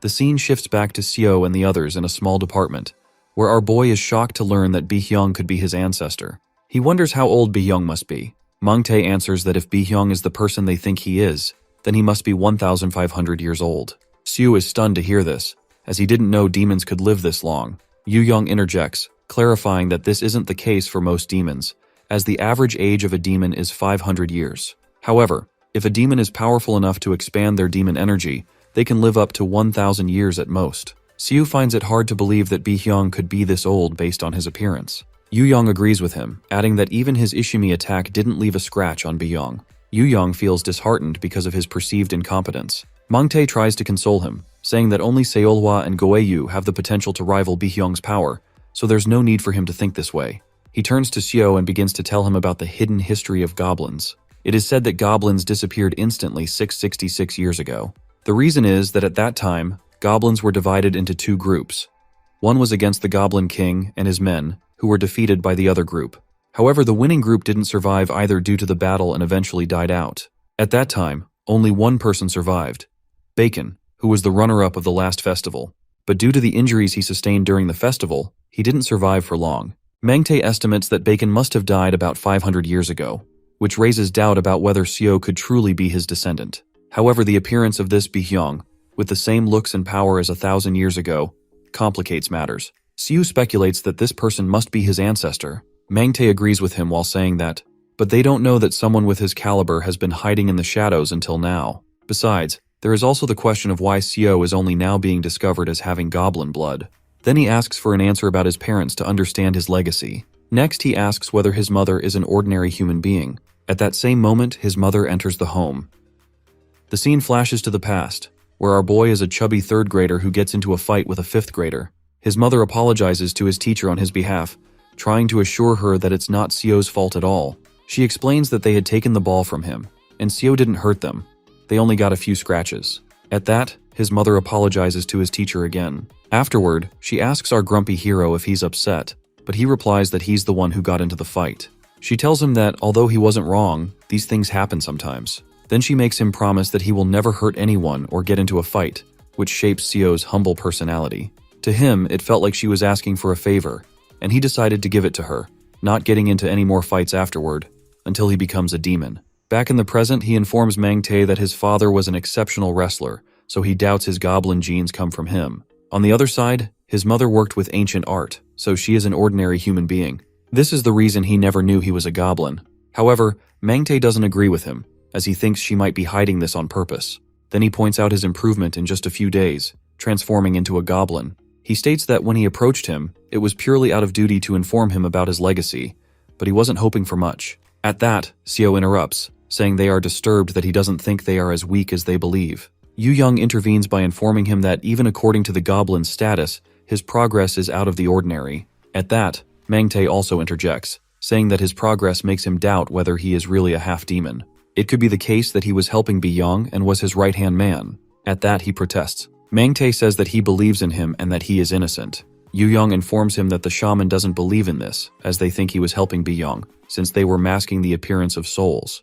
This led them to cooperate with the shaman and subjugate the culprits from 2 weeks ago. He adds that the shaman even contacted human higher-ups to cover up the demon incident, planning for one night to subjugate the demons. Then he shows him an internet post in which people are starting to doubt the last incident and the disappearance of humans over the past few months. Mangtae adds that the shaman has lost face, and now they need a scapegoat to save their reputation. Because of today's incident, which occurred in broad daylight and was witnessed by many humans, the shaman demands the elimination of the demon who caused it. At that, Seo admits that it's his fault for acting on his own. But Mangtae interjects, saying that even though Seo acted on his own, he didn't go against the humans, and it's not like the humans saw him in his demon form. So it is his right to pass judgment on him, whether to punish him or not. They are violating his authority by demanding that they hand him over. But in the end, Mangtae consoles him by saying that he won't do that. Instead, he will protect him and his mother. Seo is startled when he mentions his mother. Yu Young explains that the shaman thinks she is also a sinner, as she was the one who raised him. Upon hearing this, he immediately rushes toward the window to escape. Mangtae immediately binds him with his demon magic, saying that by going to his mother, he is doing exactly what the shamans want. He should stay where he is while Mangtae sends someone to protect his mother. Yu Young also tries to reason with him, saying that they don't know what will happen to him in his current state if the shaman catches him. But he apologizes, saying that it's all his fault for going out without Mangtae's permission. He knows he acted without thinking about the consequences, which led to this current situation. However, he pleads with them to understand that if something happens to his mother because of his carelessness, he won't be able to forgive himself. The next moment, he breaks free from his restraints and gets away, which astonishes Mangtae. He turns to them, promising to accept whatever punishment they throw at him once he ensures the safety of his mother. With that, he jumps from the window. Then Mangtae asks Yu Young why he didn't stop the boy. He explains that he didn't have any water to use nearby, and he can't use the water from the pipes. Mangtae reminds him that it's raining. Yu Young chuckles nervously at that. Mangtae comments on his soft nature, saying that it made him fall behind his sister, who was weaker than him. He doesn't know the mystery of his clan, where such softness can make one the strongest. Yu Young reminds him that he was also the one who let Seo go because his lawful Siut was not weak enough to be turned by him, no matter how strong he was. Mangtae answers that, no matter what Seo does from now on, it will not affect their relationship with the shaman. Besides, he holds himself responsible for the situation, as he didn't see the whole story. Most importantly, he didn't have the heart to stop a child from protecting his mother. Meanwhile, Seo's mother is trying to contact her son in her apartment. Then there's a knock on the door, and she is alerted. At this moment, Seolhwa uses her whisper on her and freezes her. She comments on how Solmi was right that she had underestimated humans. The next moment, Yusin is inside the house, but she assumes he must be an enemy. She threatens to kill him while ordering him to kneel. Seolhwa uses her violet whisper to stop Yusin, who doesn't draw his sword right away in order to avoid getting Seo's mother caught in their fight. The next moment, Solmi enters the apartment, her expression one of relief upon seeing Seo's mother in one piece. She replies that it's because it seems like this shaman is quite weak, so she secured her without much resistance. Then she offers to take Seo's mother outside, as the space fold might affect her. Suddenly they feel a strange sensation around them, something new to them since they were born after the festival. But Yusin immediately recognizes it as a barrier, prompting Seolhwa to comment that their enemy doesn't want to avoid the clash. Seolhwa understands that they had already planned all of this. but she doesn't understand why they sent one of them beforehand. She is stunned to see Yusun breaking out of her violet whisper. She's ready to summon the Demon Emperor, but Yusun immediately throws his sword away while explaining that he didn't come here to fight because he is Siu's friend. He is even willing to cooperate. Solmi immediately recognizes him. She tells Seolhwa that he was the one who saved Seo when she was out. Yusun emphasizes that they won't get out because of the barrier around the whole apartment complex, but they can destroy it from the inside. Seolhwa doesn't like how he's talking like they're already best friends. Yusun doesn't understand what she's saying. She clarifies that it's true he's Seo's friend, but first of all, he is a shaman, and his loyalty lies with his profession, as Seo is no longer human. She doesn't believe that he would go against his principles on the basis of friendship alone. Solmi, seeing their exchange, understands that Seolhwa is right. Meanwhile, our boy stops in front of his apartment complex, despite the fact that his muscles are strained with pain. He looks at the building and senses the energy of the barrier but doesn't understand what it is. He tries to understand what he's sensing and is about to take another step when he's stopped by a voice. The voice belongs to the shaman, who introduces himself as Jagwang and comments on the smaller body of our hero, who doesn't look like a half-goblin but stops in front of the barrier when sensing it. When he introduces himself as a Class 3 shaman from the Shaman Agency, our hero understands that this guy must be related to Yusun, as the agency is run by his family. He demands that our hero surrender, revealing that he has placed the barrier around the complex. He adds that soon his comrades will get to Seo's mother as well. If he doesn't surrender, his mother will be punished for it. It's only a matter of time before he's caught, as he's a wanted demon by all the shamans of the country. Our hero considers engaging in a fight but stops, realizing they are in a populated area. At the same time, he senses someone attacking from behind. A different shaman attacks him, but he dodges her strike with his quick reflexes. The next moment, he is stunned to find himself trapped inside the barrier. Jagwang tells him that he's now like a fish caught in a trap and there's no way out, so he should surrender quietly. However, our hero stands firm, ready for a fight. At that moment, he is startled as he senses demon energy coming from Seolhwa's apartment. He quickly runs in the opposite direction, understanding that there must be other demons nearby, or at least Seolhwa with her. While reflecting on this, he formulates a plan to get as far away from his mother as possible, so he can buy Seolhwa enough time to secure her. His mother is the priority of the shaman, and he needs to protect her.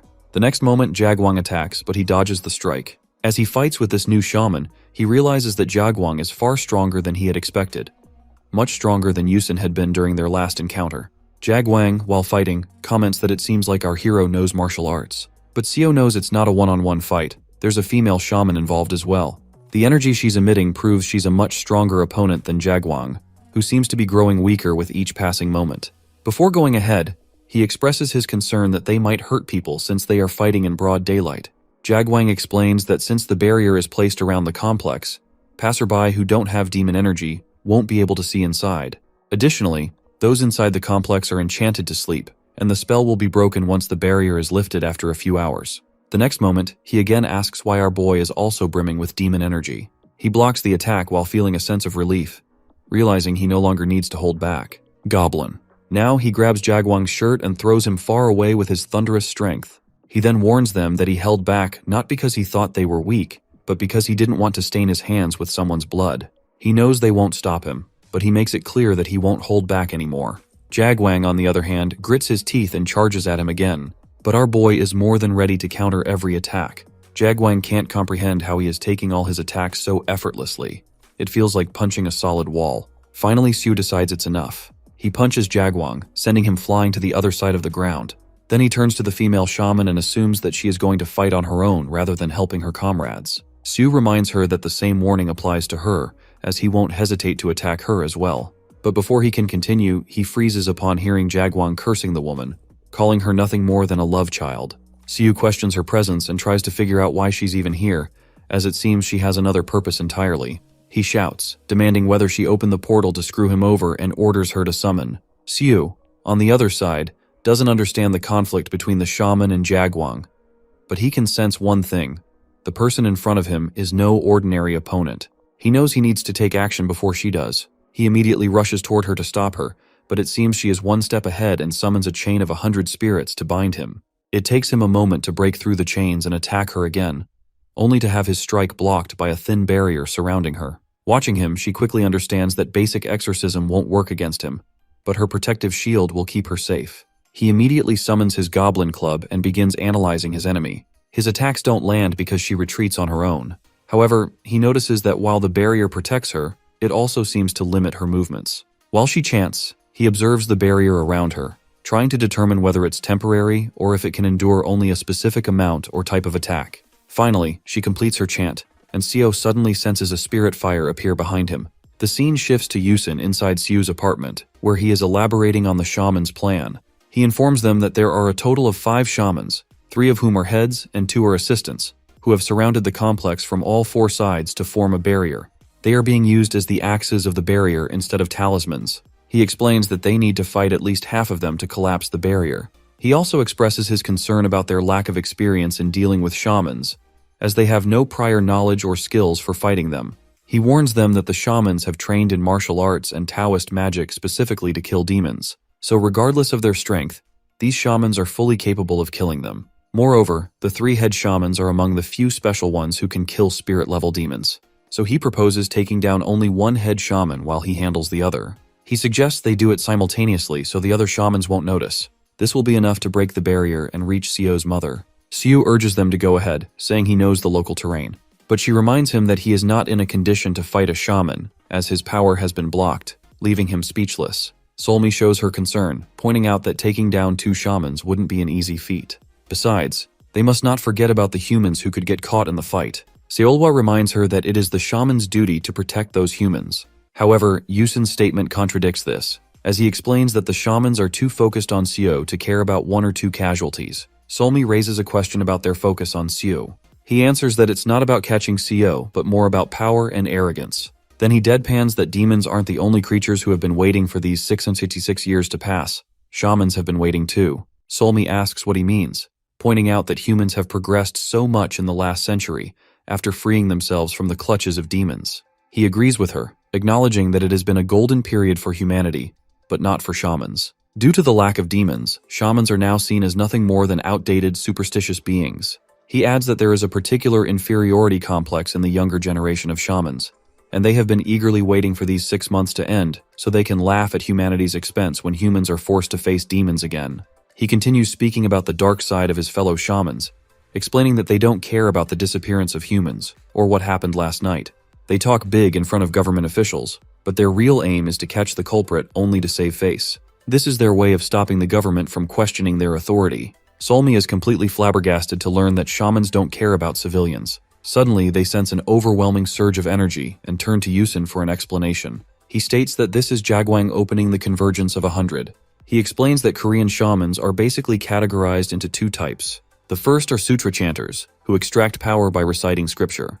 They can amplify energy in various ways, according to the circumstances. The second class consists of shamans who can summon deities. These shamans are born with the sensitivity to connect with a group of 100 vital forces. Essentially, they summon a deity into their own bodies. This is exactly what Jagwang is doing while summoning the divine general of the dancing sword. Seo is awed to witness such a feat for the first time in his life. But the event takes a strange twist when something within him resonates with the deity's energy. It is natural for a human or a demon to freeze when faced with the overwhelming presence of an otherworldly being. However, Seo is brave enough to push through his initial reaction and prepare to attack. He analyzes that this powerful being lacks a physical body. Meanwhile, Jagwang completes the first level integration and immediately attacks Seo, who stands ready with his club.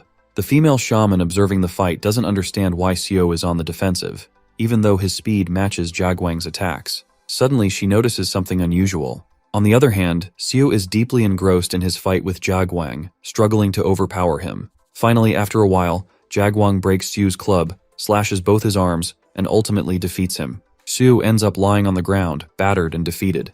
The deity inside Jagwang addresses the female shaman and asks her reason for fighting Seo. She answers that Seo is someone who is half demon and has committed the sin of killing numerous human beings. After listening to this, he warns her to choose her next words carefully. He then explains that Seo has the skill to break through his attacks, but didn't do so for one reason: to protect the humans living there. Seo endured his attacks because he knew that using the full extent of his power would harm the humans. The general declares that he doesn't believe Seo is a sinner who would harm any human, despite having demon blood running through his veins. He accuses her of making Seo the scapegoat for their mistakes. She apologizes afterward. Meanwhile, Seo is on the verge of collapse, not only due to his back-to-back fights with 2 demons, but also because of the demon pills, which are the main culprit. For normal demons, The demon pills are nothing more than a nutrient supplement and don't affect them much, even when taken in large quantities. But Seo is an exceptional case because his body is highly sensitive to them. By taking 2 pills within a minute, his body has taken a severe toll, bringing him to the verge of breaking his crystal. Normally, he would recover with his energy, but now he can only go as far as regenerating an incomplete arm. With the help of his new arm, he summons his scroll. The snap of his fingers grabs the attention of the deity, who wonders why Seo hasn't restored his body since he could easily escape this way. The deity then turns to the female shaman, asking if they need Seo alive, to which she answers affirmatively. He agrees with her, stating that he doesn't want to kill Seo either. At this moment, our boy holds one of the tricolor gourds in his hand, which he received from Yusin to use in emergencies. Without hesitation, he crushes it in his hand, immediately putting the deity on guard. Meanwhile, the tricolor gourd understands Seo's dire situation and begins providing him with the energy he needs to restore himself. The female shaman senses that the tricolor gourd was crafted by a skilled shaman a few years ago, but she doubts it will be effective for him. Contrary to her belief, it works perfectly for our boy, who now has a fully restored and healthy body. The deity is fascinated by his recovery and the way his energy resonates with shamanic power. Once again, the deity attacks him, but this time Seo withstands the attack. He is flabbergasted to realize this new kind of power coursing through him, thanks to the gourd Yusin provided. However, he can also feel a new kind of crystal forming inside him, but it isn't wrong at all because Seo has had both crystals inside his body since birth. The reality is that both have been empty and inactive until now. The demon crystal was activated after his fight with Big Mouth a few days ago. Now facing the deity has activated his other crystal as well. Yusin's gourd has filled this crystal with energy. While blocking the deity's attack, Seo thinks of a way to handle the situation. Although he now has this new kind of energy that synchronizes with the deity's energy and helps him withstand attacks more effectively, the problem is that he can't attack back or summon his Goblin Club because his demon energy is completely drained. He realizes that this new kind of energy requires a different method to utilize it, one he doesn't yet know how to use. While dodging the deity's attacks, he grows increasingly tense, unsure of what to do next since sheer strength alone won't be enough to defeat him. Finally, he decides to throw this energy as a weapon to see what will happen. In the next moment, a summoned animal appears in front of him. The scene shifts to the TH Hotel, where one room is occupied by the Japanese shaman, Yushiro. He complains about wanting to eat something. She tells him dryly to go eat or dine out. He retorts that, thanks to her afternoon stunt, people are keeping a watch on them, and he can't dine out. So, they need to stick together if they want to go outside. She admits that it is because of her that she went to look for him. He asks about whom she is talking about. She tells him about the half-goblin with human blood who saved her. She adds that he is there to finish off the dark demons she had traced as well. The boy protests that the information doesn't match what they had told him. He checks the news, where people are talking about how they are going to catch the culprit. He immediately understands that they set Seo up to save their faces. In this sense, they are not different from them. Besides, he understands his sister's concern about a person who saved her, but is now in danger. She can't do anything more as they are going to compete with the Korean shaman in the future because Japan and Korea were part of the Koryo dynasty 666 years ago. To the ancient royal family and the current government of Korea, these shamans are nothing but myths, so they can trust them now. But it's not enough for them to give the reins into their hands. At the end, he seriously deadpans that if these shamans prove themselves to be incompetent, there's a chance the government will ask for help from other countries, which means they will be their first priority. Not only them, but shamans worldwide are on edge because of this incident. So, they can't intervene in their matters because that would make them rivals if they do so. She truly understands what he is trying to say, and how the master also made her understand what it means to enter a different country. Because of the incident in the afternoon, she realizes that she can't summon her full power because of entering this country. He understands that she can sense these things better than him because of her being psychic. He asks whether she has used Raiju, which she confirms. Next morning, she decides to summon Raiju, but is shocked to see that he doesn't appear at all. The scene flashes back to the fight with the Goblin ancestor. Even though he was about to kill Yuzuru, Raiju also saw all of this and wanted to save his master. But without her order, he was helpless. When Yue intervened and attacked the Ishimi, Raiju was terrified to see it and rushed toward his master to be absorbed by her. But instead, he faced our dude with shaman energy and was absorbed by him. But Seo, on the other hand, doesn't know how to summon him with his demon energy. Now, in the present, Raiju stands before his new master, who doesn't have a clue about what really happened. The deity is rushing toward him once again, while both the summon and master have no idea how this happened at all. But they can sense that their lives are bound to each other. Then he tries to pry his attack, but suddenly he finds something in his hand. Next moment, this thing turns into a sword, which he can't compare to the Goblin Club. but he can use what he has. Besides, while prying the attack of the deity, he also realizes that the deity is only good in technique, but in reality, he is stronger and faster than him. So, it is useless to use offense in this regard because the deity always reads his moves and attacks him in a way that makes it impossible to dodge his attack. So, he does what he can and stops dodging the attack, which stuns the female because she knows he can dodge his attack perfectly. Seeing him do this, the deity comments on how fascinating it is that he stopped attacking back, but now stops defending himself.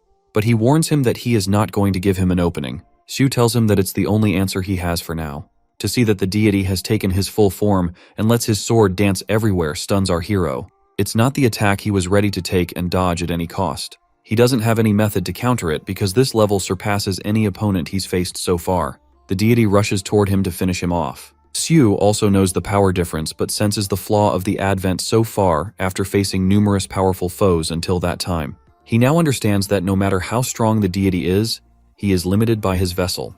The deity, on the other hand, understands that he is not waiting for the opening, but for the thunder to be absorbed by his vessel. So the next moment, he punches Jaguang hard. Xu also knows this is his only way to defend himself. Jaguang finally lies on the ground, the deity inside him asking Xu his reason for sparing his life. He answers that he doesn't need to do so, as things have already worked out in his favor. Besides, this deity is not in his original body, so he shouldn't say something like that when he's inside someone else's body.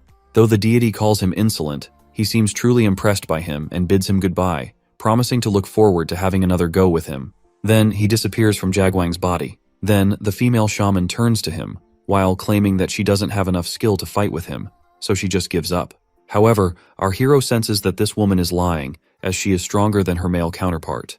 But he doesn't know why she has given up so easily. Before he can ask anything, Yusin interjects, furious at our hero for not heeding his warning and messing things up this morning. Now he's there, while he's a wanted man.